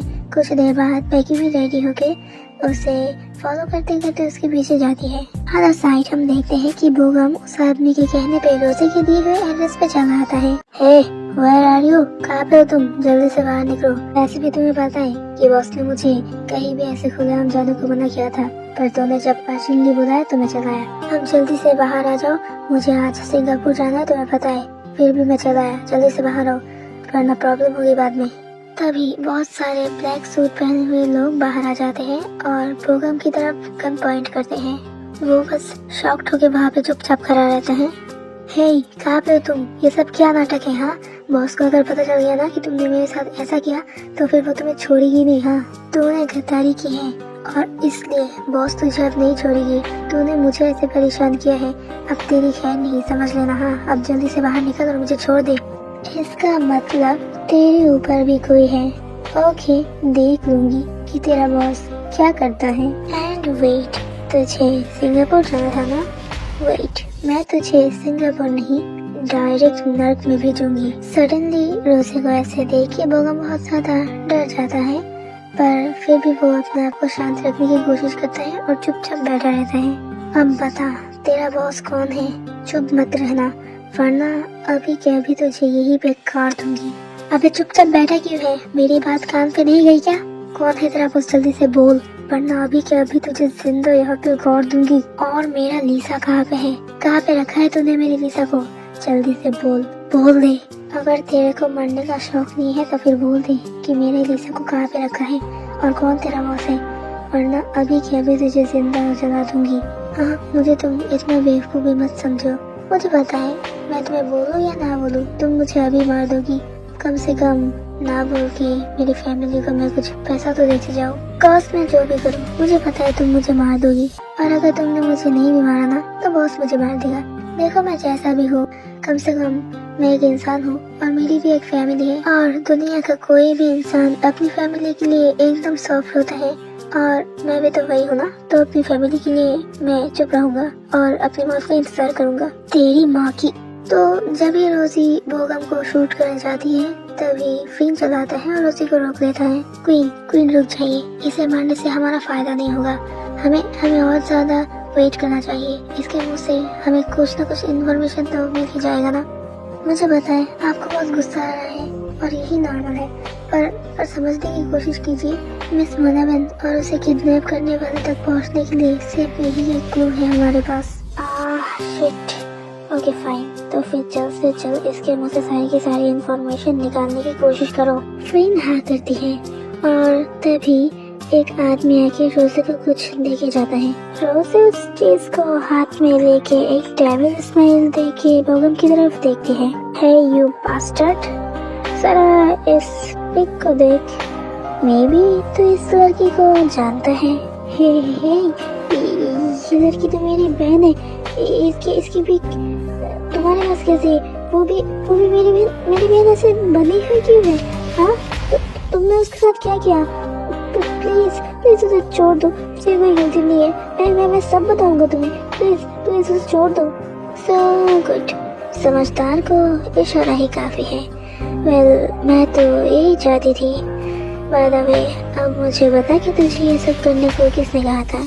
बोगम कुछ बोल नहीं जाएगा तभी सडनली फ्रीन उसे शूट कर देता है और बोगम वहीं पे मर जाता है। द हेल फ्रीन, ये तुमने क्या किया? वो अभी सब कुछ बोलने वाला था। तुमने ऐसा क्यों किया? तुमने उसे शूट क्यों किया? फ्रीन साइलेंटली खड़ा रहता है और फ्रीन को ऐसे ही चुपचाप खड़े रहते हुए देख के रोजे उसके करीब जाती है और जब रोजे उसे कुछ बोल दी जाएगी तभी एक आदमी आता है एंड रोजे को बोलता है, क्वीन हमें सब कुछ पता चल गया है। इन सब के पीछे माफिया क्वीन जूलियट का हाथ है और इस बॉक्स के अंदर मिस मोनाबेन के साथ जूलियट की पिक्स है। आप चाहे तो देख सकते हो। वेल डन, तुम यहाँ से अब जाओ। पर मुझे एक बात समझ नहीं आ रही है कि जूलियट ने लीसा को क्यों किडनैप किया और वो लीसा को जानती कैसे है? मेरे साथ तो उसकी दुश्मनी बरसों से है, तो शायद उसने लीसा को किडनैप करके मुझे हर्ट करने का प्लान किया होगा। नो प्रॉब्लम जूलियट, जंग अभी तक खत्म नहीं हुई। तुम ये मत सोचना कि तुम जीत गई हो। मैं अपने लीसा को तेरे हाथ से चुरा के लाऊंगी और तुझे इस बार मैं मार के ही रहूंगी। चलो इसी बहाने जूलियट का चेहरा भी देख लूंगी, कॉज आज तक किसी ने उसका चेहरा नहीं देखा। इतने साल से हम दुश्मन हैं, पर फिर भी उसने हर बार मुझसे बात करने के लिए उसके आदमी ही भेजे हैं, कभी वो खुद नहीं आई। आज तेरी घटिया शक्ल मेरे सामने आने वाली है। चलो देखते हैं कि तू दिखने में कैसी है। तो ये सब बोल के रोजी जब भी वो बॉक्स खोलने जाएगी तभी वो फील करती है कि पीछे से उसकी तरफ किसी ने गन पॉइंट किया हुआ है। देन वो स्लोली पीछे की तरफ मुड़ती है एंड पीछे मुड़ते ही रोजी बहुत ज्यादा शॉक्ड हो जाती है, कॉज उसकी तरफ जिसने गन पॉइंट किया हुआ था वो और कोई नहीं, रोजी की ही राइट हैंड फ्रीन सरोजा थी। फ्रीन, तुमने मेरे ऊपर गन पॉइंट की? तुमने? और आज मुझे ये बिलीव करना पड़ेगा, है ना? आज मेरी लाइफ में सबसे बड़ी बेईमानी हुई है। मैंने अपनी फुल लाइफ में जिसे सबसे ज्यादा बिलीव की, आज उसी ने ही मेरी इस बिलीव को तोड़ दिया। सच में मुझे विश्वास नहीं हो रहा। क्या ये सच है या मैं सपना देख रही हूँ? आप सपना नहीं देख रही, आप जो देख रही है वो सब सच है और मैंने गद्दारी की है और वो मैं मानती हूँ।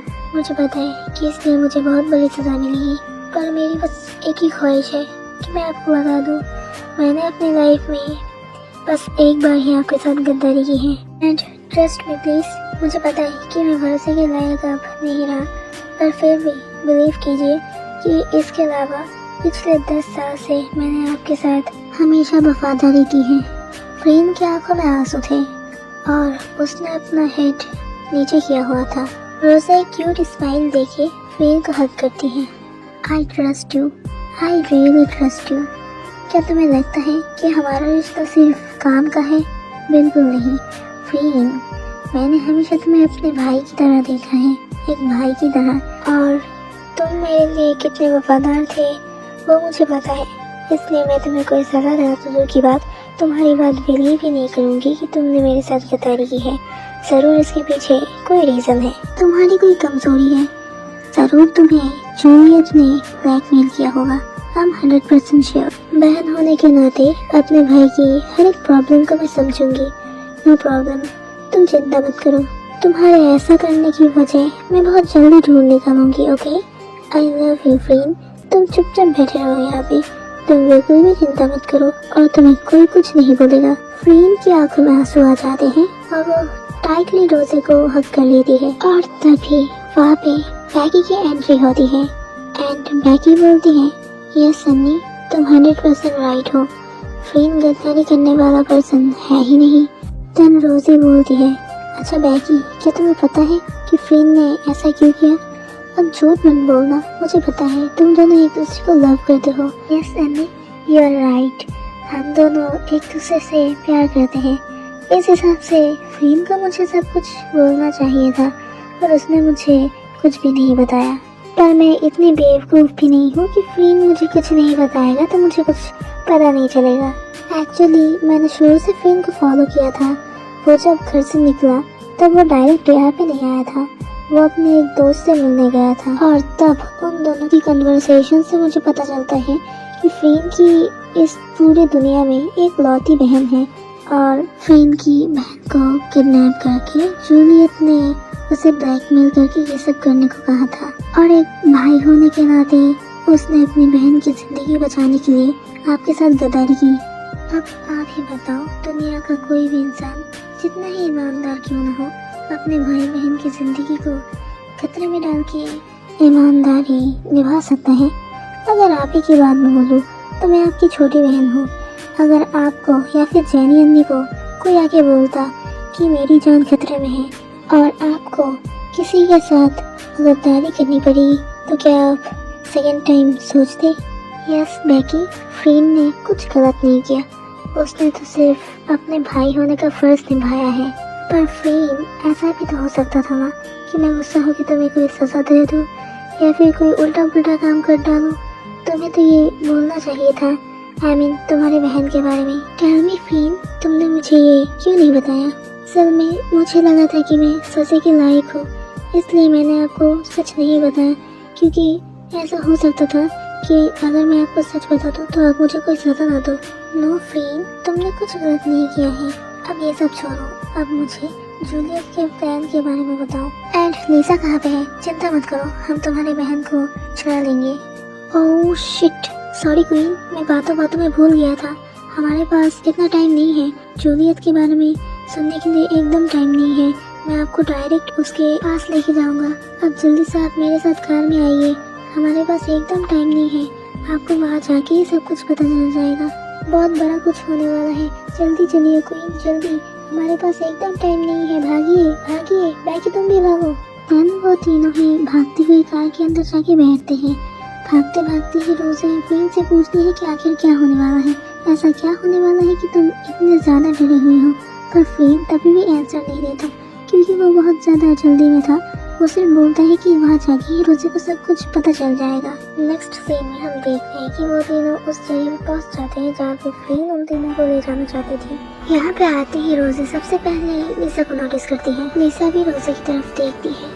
इतने दिनों बाद एक दूसरे को देख के वो दोनों ही इमोशनल हो जाते हैं। वो दोनों ही एक दूसरे की आंखों में देख रहे थे, दोनों की आंखों में खो जाते हैं। एक प्यारी सी आई कांटेक्ट और लग रहा था कि वो दोनों फिर से एक दूसरे के प्यार में गिर जाते हैं। तो रोजी भागते हुए आके लीसा को हक कर लेती है और लीसा भी अचानक से रोजी को टाइटली होल्ड कर लेती है। उन दोनों के अनजाने में ही दोनों की आंखों से ही आंसू चले आते हैं। पर कुछ देर बाद लीसा रोजी को अचानक ही छोड़ देता है और उससे दूर जाके खड़ा हो जाता है। और लीसा के अचानक ही ऐसा करने से रोजी को बहुत अजीब लगता है, तो वो डायरेक्टली पूछ लेती है कि वो क्यों ऐसे दूर चली गई। व्हाट्स हैपेंड माय लव, अचानक मुझसे दूर क्यों चली गई, मुझे छोड़ क्यों दिया? हे प्लीज, अब दोबारा फिर से मुझसे दूर मत जाओ। मुझसे ये दूरियां और नहीं सहा जा रहा। अब और ये दूरियां नहीं, ये दूरियां मुझसे बर्दाश्त नहीं होती। मैं ये दूरियां मिटा के ही रहूंगी। प्लीज अब और दूरियां मत दो, मुझसे ये नहीं होगा। अब से हम सिर्फ एक दूसरे के हैं, हमें कोई अलग नहीं कर सकता। कोई नहीं, हमारे बीच अब और कोई नहीं आएगा, कोई नहीं। क्या ना रोजे, बेकार की बातें छोड़ो। मैं तुमसे थोड़ी ना प्यार करता हूँ जो हमारे बीच कोई नहीं आएगा। मैं जैनी से प्यार करता हूँ और करता रहूँगा और फ्यूचर में उसी से शादी करूँगा। नो नो, तुम झूठ बोल रहे हो। I know you love me. तुम मुझसे प्यार करते हो, उससे नहीं। देखो लिसा, तुम मुझे जो चाहे वो बोलो। अगर मैंने कुछ गलत किया और तुम्हें कुछ ज्यादा ही गुस्सा है तो जरूरत पड़ने पे तुम मुझे गालियाँ भी दो, पर प्लीज ऐसे बेकार की बातें बोल के मुझे हर्ट मत करो। मैं ये नहीं सह सकती। आई love you baby, I love you माँ। वो जो बोल रही है एकदम सोच समझ के सही बोल रही है, और वो ये सब किस लिए बोल रही है? क्योंकि वो मुझसे प्यार करती है। अंडरस्टैंड? जेनी अम्मी, तुम यहाँ पे कैसे? हाँ, मैं यहाँ पे क्योंकि मैं ही हूँ the powerful mafia queen Juliet and Lisa is my king. By the way, Lisa खुद की मर्जी से यहाँ पे आई है। मैंने उसे कोई किडनैप नहीं किया। माय गॉड, दैट्स मीन तुम जो इतना इनोसेंट बनने की नाटक करती थी ना, वो रियल में बिल्कुल भी नहीं है। तुम इनोसेंट बिल्कुल भी नहीं हो। तुमने मुझे हमेशा ऐसे ही बेवकूफ बनाया है ना? मुझे तो बिलीव ही नहीं हो रहा है कि मेरी खुद की बहन ने मुझे इतने सालों से बेवकूफ बनाया है, मुझे धोखा दिया है।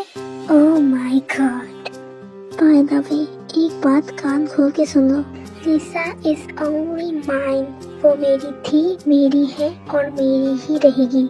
दुनिया का कोई भी इंसान ना, अरे इंसान, नॉर्मल इंसान क्या, कोई पागल को भी जाके पूछोगे ना कि लिसा को देख के बोलो वो किससे प्यार करती है, तो वो जरूर बोलेगा कि वो रोज़ा से प्यार करती है, रोज़ा पार्क से प्यार करती है। उसकी आंखों में वो प्यार दिखता है जो जानी किन के लिए नहीं दिखता। अंडरस्टैंड बेवकूफ कहीं के? तो अब ये फालतू की बकवास करना छोड़ दो और डायरेक्टली कबूल कर लो कि तुमने ही लिसा को मजबूर किया है ऐसे फालतू की बातें मुझे बोलने के लिए। तुमने उसे ब्लैकमेल किया है। I know very well. Okay, yes, you are totally right. I am Jenny Kim. Maybe you know I'm also Juliet, पर मैं तुम्हारी बहन नहीं हूँ। I mean, सच्ची में तुम्हारे साथ मेरा खून का रिश्ता तो है, पर मैं ये रिश्ता नहीं मानती। मैं ऑलवेज तुम्हारे ऊपर जेलस थी। तुम हर एक चीज में मुझसे बेटर थे। स्टडी बोलो या फिर दिखने में अच्छा होना बोलो, जो भी बोलो। अगर तुम्हें पता चलता कि मैं भी माफिया हूँ तो फिर शायद तुम मुझसे भी ज्यादा अच्छा करती और मैं तब भी जेलस होती। इसलिए मैंने तुमसे ये सब कुछ छुपाया और तुम्हारे साथ दुश्मनी की। एंड नाउ मैं विन होने वाली हूँ। अगर तुम्हें पता चलता कि मैं भी माफिया हूँ तो फिर तुम मुझसे भी ठीक ऐसे ही पावर्स को छीन लेती जैसे तुमने मुझसे मेरे लिसा को छीनने की कोशिश की है। और अब रही बात लिसा की, तो वो मुझसे प्यार करती है। तुम्हें बिलीव नहीं होता तो उसी से पूछ लो ना। नहीं, मैं उसकी बात बिल्कुल भी बिलीव नहीं करती। तुम मुझे बताओ, तुम मेरी आंखों में देख के बोलो कि तुम मुझसे प्यार नहीं करते। ऐसा कुछ नहीं बोल पाती, वो सिर्फ चुपचाप अपने हेड को नीचे करके खड़ी रहती है। टेल मी लिसा, टेल मी, जस्ट मुझे बताओ, क्या तुमने इतने दिनों तक मेरे साथ नाटक किया है या फिर तुम मुझसे प्यार करते हो? जस्ट टेल मी, डरो मत, कुछ नहीं होगा, मैं सब कुछ संभाल लूंगी। जस्ट मेरी आंखों की तरफ देखो और मुझसे सच्चा प्यार करते हो या नहीं वो बता दो। हाँ, मैं तुमसे प्यार नहीं करता। I don't love you. सबको लगा था कि लिसा की ये सब बातें सुन के रोजी बहुत ज़्यादा गुस्सा हो जाएगी और उल्टा पुल्टा कुछ कर देगी, पर ऐसा कुछ नहीं होता। रोजी एकदम साइलेंट रहती है और वो सबसे थोड़ा सा दूर जाके खड़ी हो जाती है। तुम बोलने लगती है, दैट्स मीन तुमने भी धोखा दिया मुझे, राइट? तुम्हें पता है लिसा, जब हमारी पहली मुलाकात हुई थी तब मुझे लगा था कि शायद अब मेरी लाइफ में ऐसा कोई आ गया है जो मुझसे सच में प्यार करता है, जिसके ऊपर मैं भरोसा कर सकती हूँ, जो मेरे आंसुओं को पोंछेगा, मेरे अंदर के दर्द को समझेगा, मुझे बाहर से देख के जज बिल्कुल भी नहीं करेगा। But I was totally wrong. मेरे इस बिहेवियर की वजह से सब मुझे हेट करते हैं, सब मुझे छोड़ के चले गए। But I am a mafia, that's why मैं जाके भी किसी के लिए सॉफ्ट नहीं बन सकती थी और इस दुनिया में शांति से जीने के लिए मैं एक माफिया बन गई। और इतना सब होने के बाद भी मुझे यकीन था एक दिन मेरी लाइफ में भी कोई ऐसा आएगा जो मुझे सच्चा प्यार करेगा, मेरी हकीकत के बारे में जानने के बाद भी वो मुझसे लव करेगा और मैं भी उससे बहुत ज़्यादा लव करूँगी। और जब मैंने तुम्हें फर्स्ट टाइम देखा तब मुझे लगा कि शायद वो इंसान तुम ही हो। शायद तुम्हें लगता होगा कि बाकी माफिया की तरह मैं भी पैसों की भूखी हूँ, पर ये सच नहीं है। मैं पैसों की नहीं, बल्कि मैं बचपन से ही प्यार की भूखी थी। मम्मी पापा के गुजर जाने के बाद से ही बचपन से मैं हमेशा से प्यार मांगती थी, पर मुझसे प्यार करने वाला कोई नहीं था।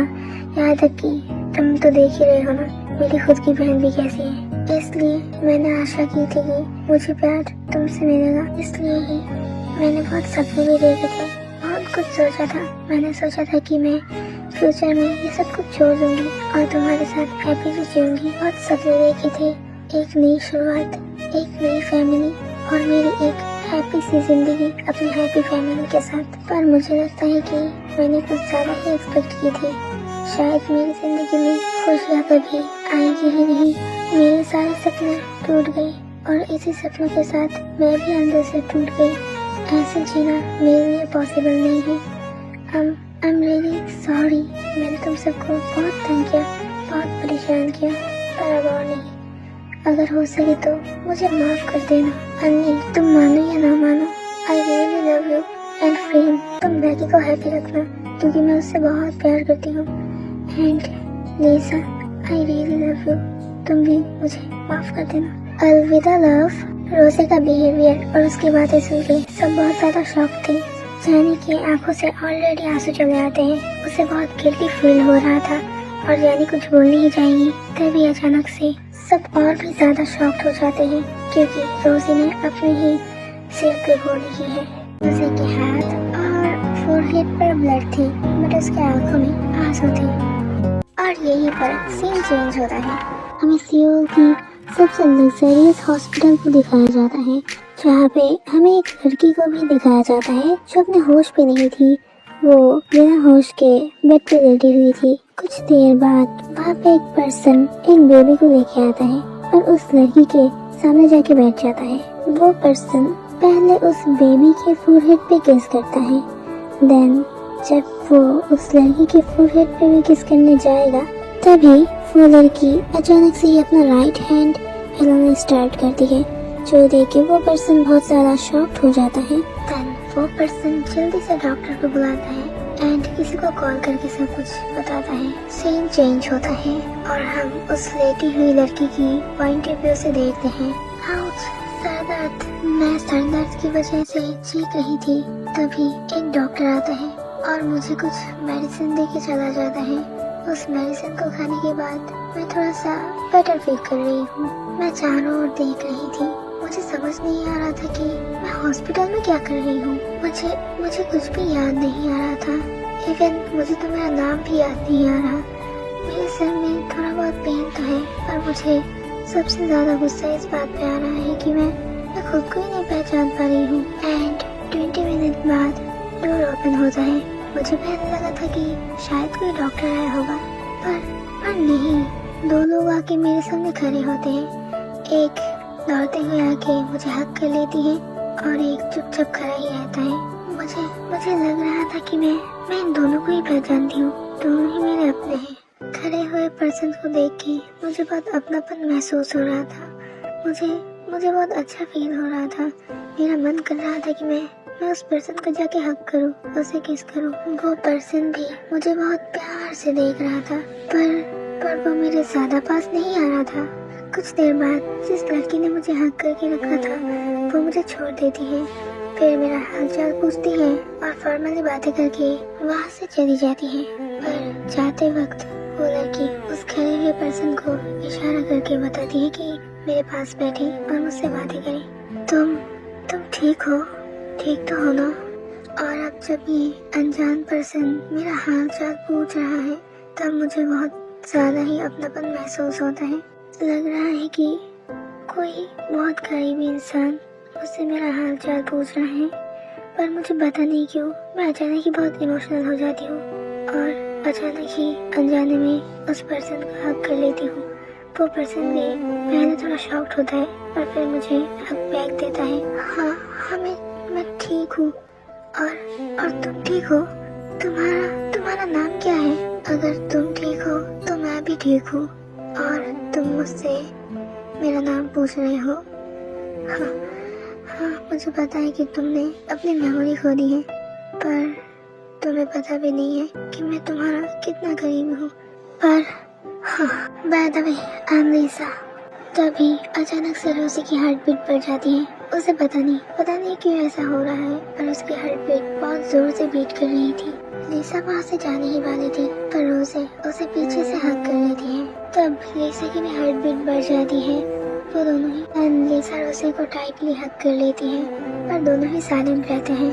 1 वीक हॉस्पिटल में रहने के बाद हम देखते हैं फाइनली रोजे को डिस्चार्ज किया गया है। इतना वक्त बीतने के बाद रोजे अपने मेंशन में वापस आई है, इसलिए मेंशन में जितने भी लोग थे, उनके मेट्स, गार्ड्स, सब रोजे को फ्लावर दे के वेलकम करते हैं। उसने लिसा का हाथ पकड़ा हुआ था।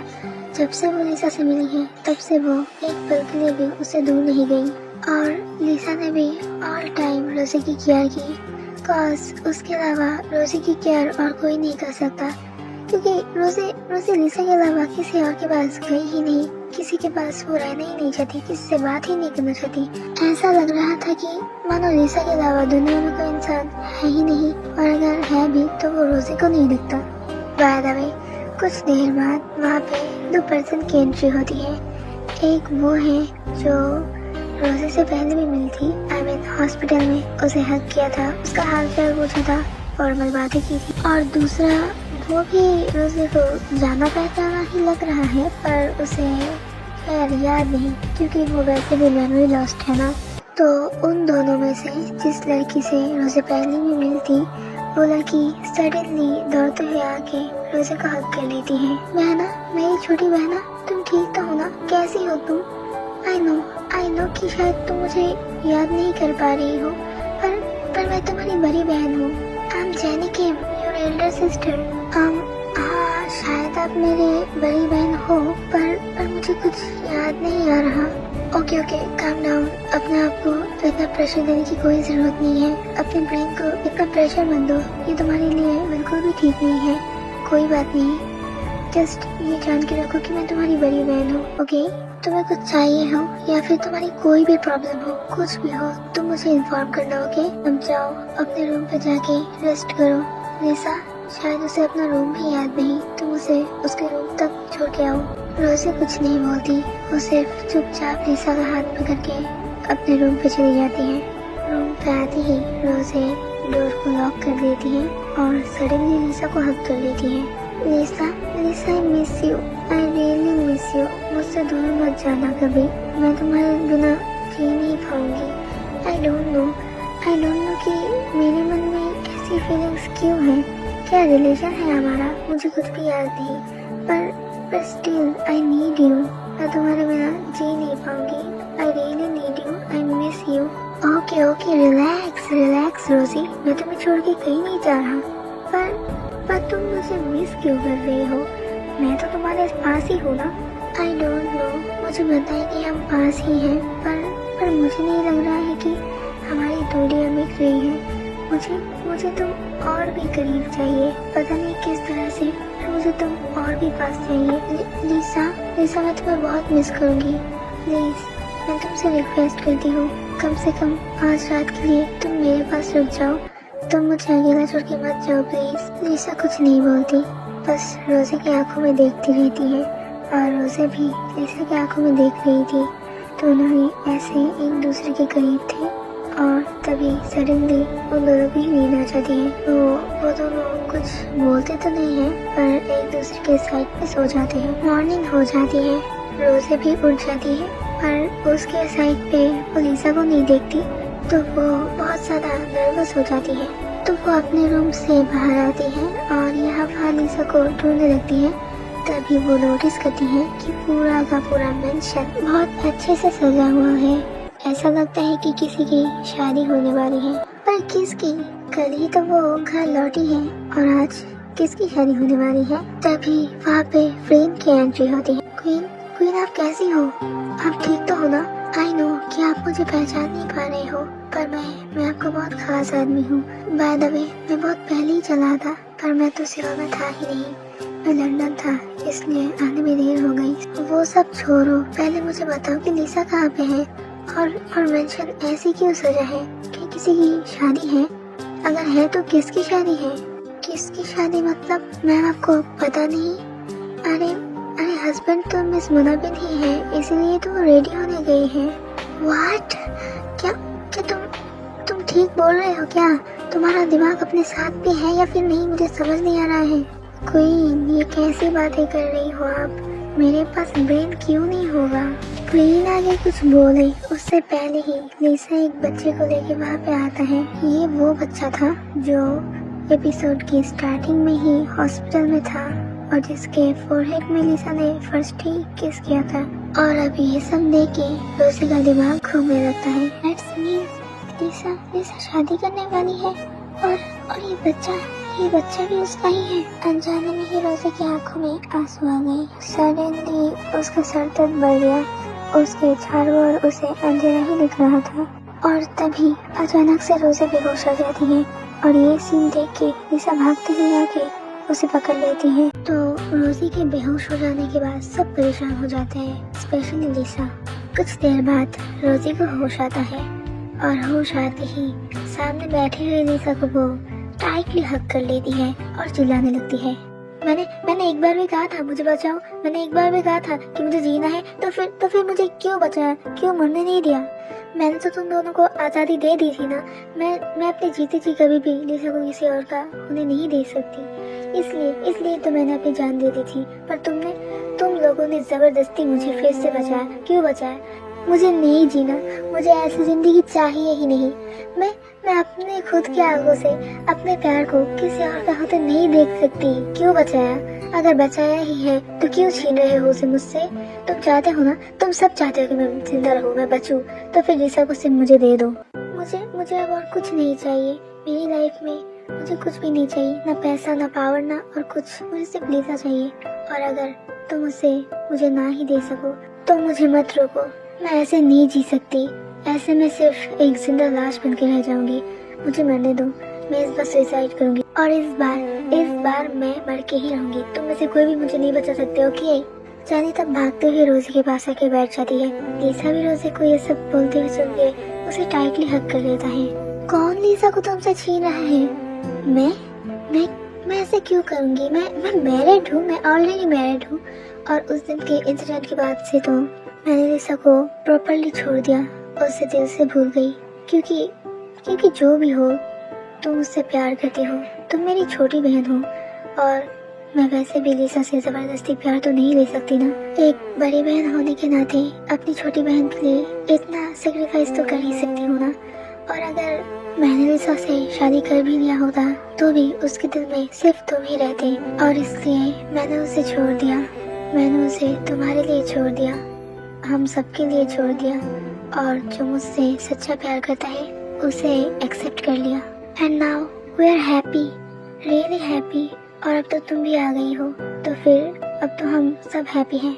झूठ मत बोलो, मैंने देखा है उस बच्चे को मैंने लिसा को पापा बोलते हुए देखा है और मैं श्योर हूँ कि वो बच्चा तुम्हारा और लिसा का है। बच्चा? कौन सा बच्चा? ओह, समझ गई। तुम जीसन की बात कर रहे होगे। हाँ, वो बच्चा मेरा है और उसका बाप लिसा नहीं, जीसो है। मैंने जीसो से शादी की है क्योंकि वो मुझसे रियली प्यार करता है और अब मैं भी उससे प्यार करती हूँ, तो हम दोनों ने शादी कर ली। उसके बाद जीसन पैदा हुआ और जीसन लिसा से बहुत ज्यादा प्यार करता है, इसलिए वो उसे प्यार से पापा बुलाता है और जीसो को डैडी बुलाता है। क्या सच? तुम सच बोल रहे हो? मतलब लिसा अब सिर्फ मेरा है? सिर्फ मेरा? यहाँ रोजाना पार्क अब वो सिर्फ तुम्हारी है, सिर्फ तुम्हारी, और तुम दोनों एक दूसरे के हो। ये सब सुन के रोजी बहुत हैप्पी हो जाती है। साथ ही इतने दिनों बाद अपने लव को अपने सामने सिर्फ और सिर्फ अपने आप का होते हुए देख के वो अपने इमोशंस को कंट्रोल नहीं कर पाती। देन लिसा को टाइटली हग कर लेती है और दोनों ही बहुत इमोशनल हो जाते हैं। दोनों ही रोने लगते हैं, दोनों की आंखों से ही आंसू आ जाते हैं। फाइनली तुम्हें सब कुछ याद आ ही गया। तुम्हें पता है, जब तुमने अपने आप को शूट किया था तब मुझे लग रहा था कि तुमने अपने आप को नहीं, मुझे शूट किया है। मुझे इतना दर्द हो रहा था, मैं बहुत ज्यादा डर गई थी। मुझे लग रहा था कि शायद मैं तुम्हें खो दूंगी और मुझे लग रहा था कि मेरी सांसें निकल रही है, मेरी जान निकल रही है। तब सर पे गोली लगने के बाद नॉर्मली लोग मर जाते हैं, पर डॉक्टर ने जब कहा कि वर्ल्ड में 1% ऐसे लोग हो रहे हैं जो कि बहुत लकी होते हैं और उनकी लक की वजह से वो बच जाते हैं और तुम भी 1% में से एक हो। पर तुम कोमा में चली गई थी, पर मैं फिर भी खुश थी। एटलीस्ट तुम जिंदा तो हो। मुझे विश्वास था कभी ना कभी तुम लौट आओगी, इसलिए मैंने इंतजार किया, बहुत इंतजार किया। बहुत से रातें मैंने सिर्फ तुम्हारी टेंशन में जाग के ही बिता दी, तुम्हारे इंतजार में। रात में इतने तारे गिने कि मेरी उंगलियां भी शायद जल गई। और 2 साल के इस लंबे इंतजार के बाद तुम्हारा होश आया, पर तुम सब कुछ भूल गई थी। पर तुम सब कुछ भूल गए थे, मेरे बारे में, जानी के बारे में, हम सब के बारे में, अपने पास्ट के बारे में। पर फिर भी मैंने उम्मीदें रखी, तुम्हें वापस पाने की बहुत उम्मीदें रखी। और आज तुम मुझे वापस मिल गए, हम फिर से एक हो गए। एंड इस बार मैं तुम्हारा हाथ चाहे जो भी हो जाए कभी नहीं छोड़ूंगी, प्रॉमिस। आज से हम सिर्फ एक दूसरे के हैं, अब हमारे बीच और कोई नहीं आएगा, कोई नहीं। And I love you Lisa, I really love you. I love you too, my love, my heartbeat, my life, and I love you too। चलिए सा एक दूसरे के बहुत ज्यादा क्लोज आ जाते हैं एंड जब भी वो दोनों किस करने ही जाएंगे तब, अबे यार यहाँ पे हम भी है, कुछ तो शर्म करो ना। जीसो की बातें सुन के चेलिसा बहुत ज्यादा शर्मा जाते हैं। दैट्स वाई वो दोनों एक दूसरे को छोड़ देते हैं और थोड़ा सा डिस्टेंस भी मेंटेन करते हैं। किम जीसो, उन दोनों को परेशान करना बंद करो, तुम ख्वाब में हड्डी क्यों बन गए हो? अच्छा अन्नी, वो मुझे तुमसे कुछ पूछना था। वो मुझे किसी मेड्स ने कहा था कि हमारे मेंशन पे आज किसी की शादी है, और मेंशन देके ऐसा ही लग रहा है कि किसी की शादी है। तो किसकी शादी है? बैकी की? हमारी छोटी सी बैकी की शादी है? किसके साथ? लड़का कौन है? मुझे बिना बताए उसकी शादी फिक्स क्यों की? नो रोजी, बैकी की शादी तो 6 महीने पहले ही हो चुकी है, फ्रीन के साथ। व्हाट? बैकी की शादी हो गई, वो भी फ्रीन के साथ? अन्नी मुझे कुछ नहीं पता। तुमने मेरे होश आने से पहले ही उसकी शादी कैसे करवा दी? मेरी छोटी सी बड़ी की शादी हो गई, मैंने वो देखा भी नहीं। It's not fair. तो मैं क्या करती? फ्रीन और बैकी एक दूसरे से प्यार करते थे और तुम्हारे होश आने का तो नाम ही नहीं। तुम कब होश में आओगी उसकी कोई गारंटी नहीं थी, तुम होश में कभी आओगी भी या नहीं उसकी भी कोई गारंटी नहीं थी। तो मैं क्या करती? इसलिए मैंने उन दोनों की शादी करवा दी। सॉरी बेबी, सॉरी मेरी छोटी बहन। अन्नी इट्स ओके, तुम्हारी बात भी ठीक है, मेरे लिए और कितना इंतजार करती।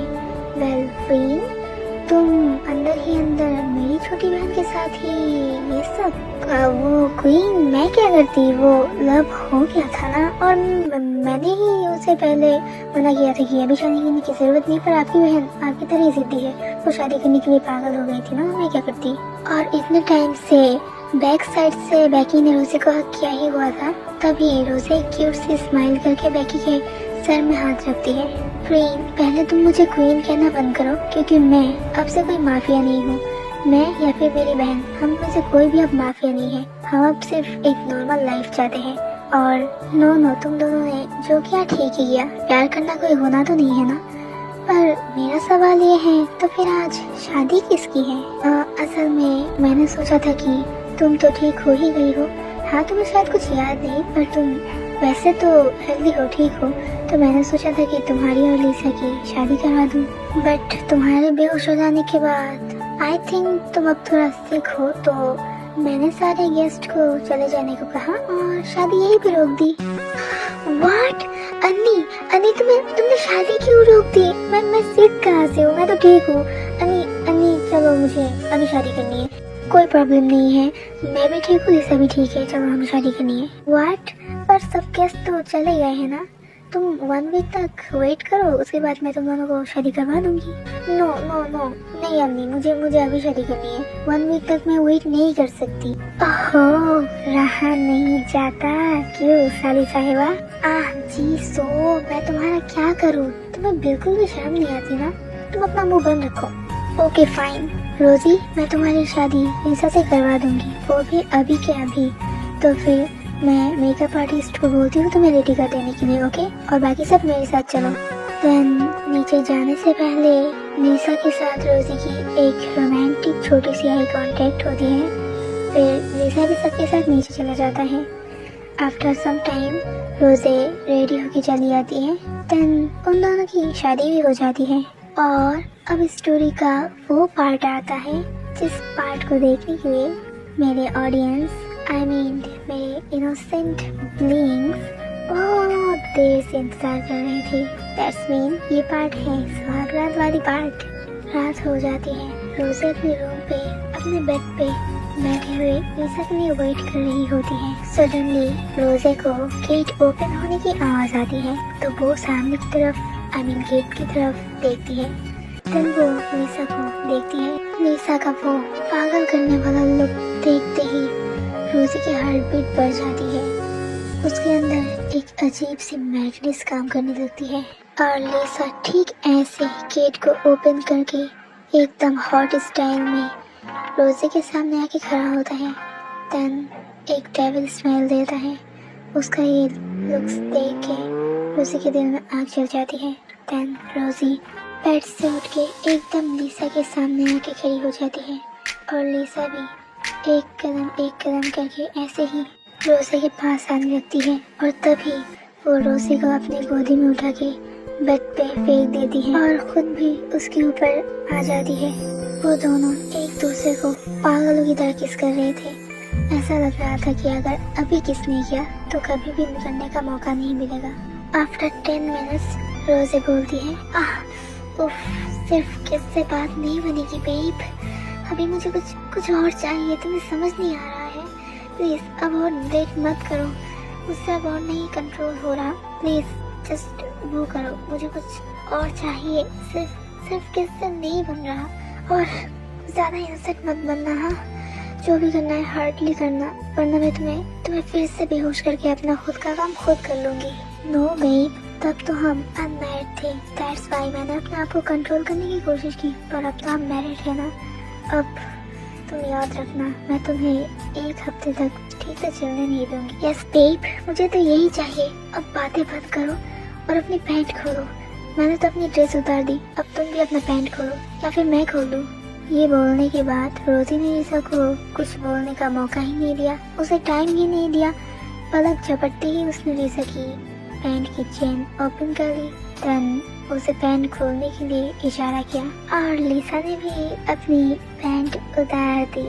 अब समझ ही रहे होंगे ना कि अब रशिया यूक्रेन की वार लगने वाली है। Oh my God, too much big, हाँ, आई लव इट। देन रोज़ी लिसा की मेन पार्ट को टच करती है और उसे लिक करने लगती है। कुछ देर बाद लिसा रोज़ी की ब्रेस्ट पे प्रेशर देती है, उसे लिक करती है तो रोज़ी और भी ज़्यादा पागल हो जाती है और लिसा भी एकदम क्रेजी हो जाती है। तो लिसा रोज़ी की टॉप पे आती है और उसकी आंखों में देखने लगती है। अबे तुमने मेरी आंखें पहले कभी देखी नहीं है क्या? अगर नहीं भी देखी है तो बाद में देख लेना। अब अपना काम करो या फिर मैं तुम्हें फिर से बेहोश कर दूँ। अरे वो मैं थोड़ा सा जेंटल बन रहा था, इतना गुस्सा क्यों करती हो? इतना जेंटल हस्बैंड मेरे को नहीं चाहिए, मुझे तो डार्क रोमांटिक हस्बैंड चाहिए। Oh really? Yes of course daddy. अब अपना काम स्टार्ट करो। ओके बेबी गर्ल, तो फिर समझ लो कि तुम 1 वीक तक ठीक से चल नहीं पाओगी। अरे मैं तो यही चाहती हूँ, और सिर्फ 1 वीक तक क्यों, मैं तो चाहती हूँ तुम मुझे 1 महीने तक चलने दा दो। Yes daddy, I just badly need you. तो लिसा अपना काम स्टार्ट करती है। आई मीन वो अपने मेन पार्ट को रोज़ी की मेन पार्ट के अंदर पुश करती है। पहले वो थोड़ा स्लो तो करती है, पर फिर रोज़ी ने ही उससे हार्डली करने को कहा तो वो बहुत ज़्यादा फास्ट करने लगती है। या daddy like this please continue. So good, it's feel like heaven, wow daddy, You're so hot, sexy. I'm so lucky. मैं सच में लकी हूँ कि मुझे तुम जैसी एक हॉट वाइफ मिली। You're so sexy and hot. Daddy, please बातें मत करो, अपना काम करो, अपने काम पे ध्यान दो और जितना हो सके फास्ट करो, हार्डली करो। I just need it. और इसी के साथ ये वन शॉट यहीं पर एंड होती है।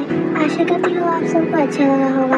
अगर ये वीडियो अच्छा लगा है तो फिर लाइक और कमेंट करना मत भूलना और चैनल को सब्सक्राइब कर देना। Bye bye.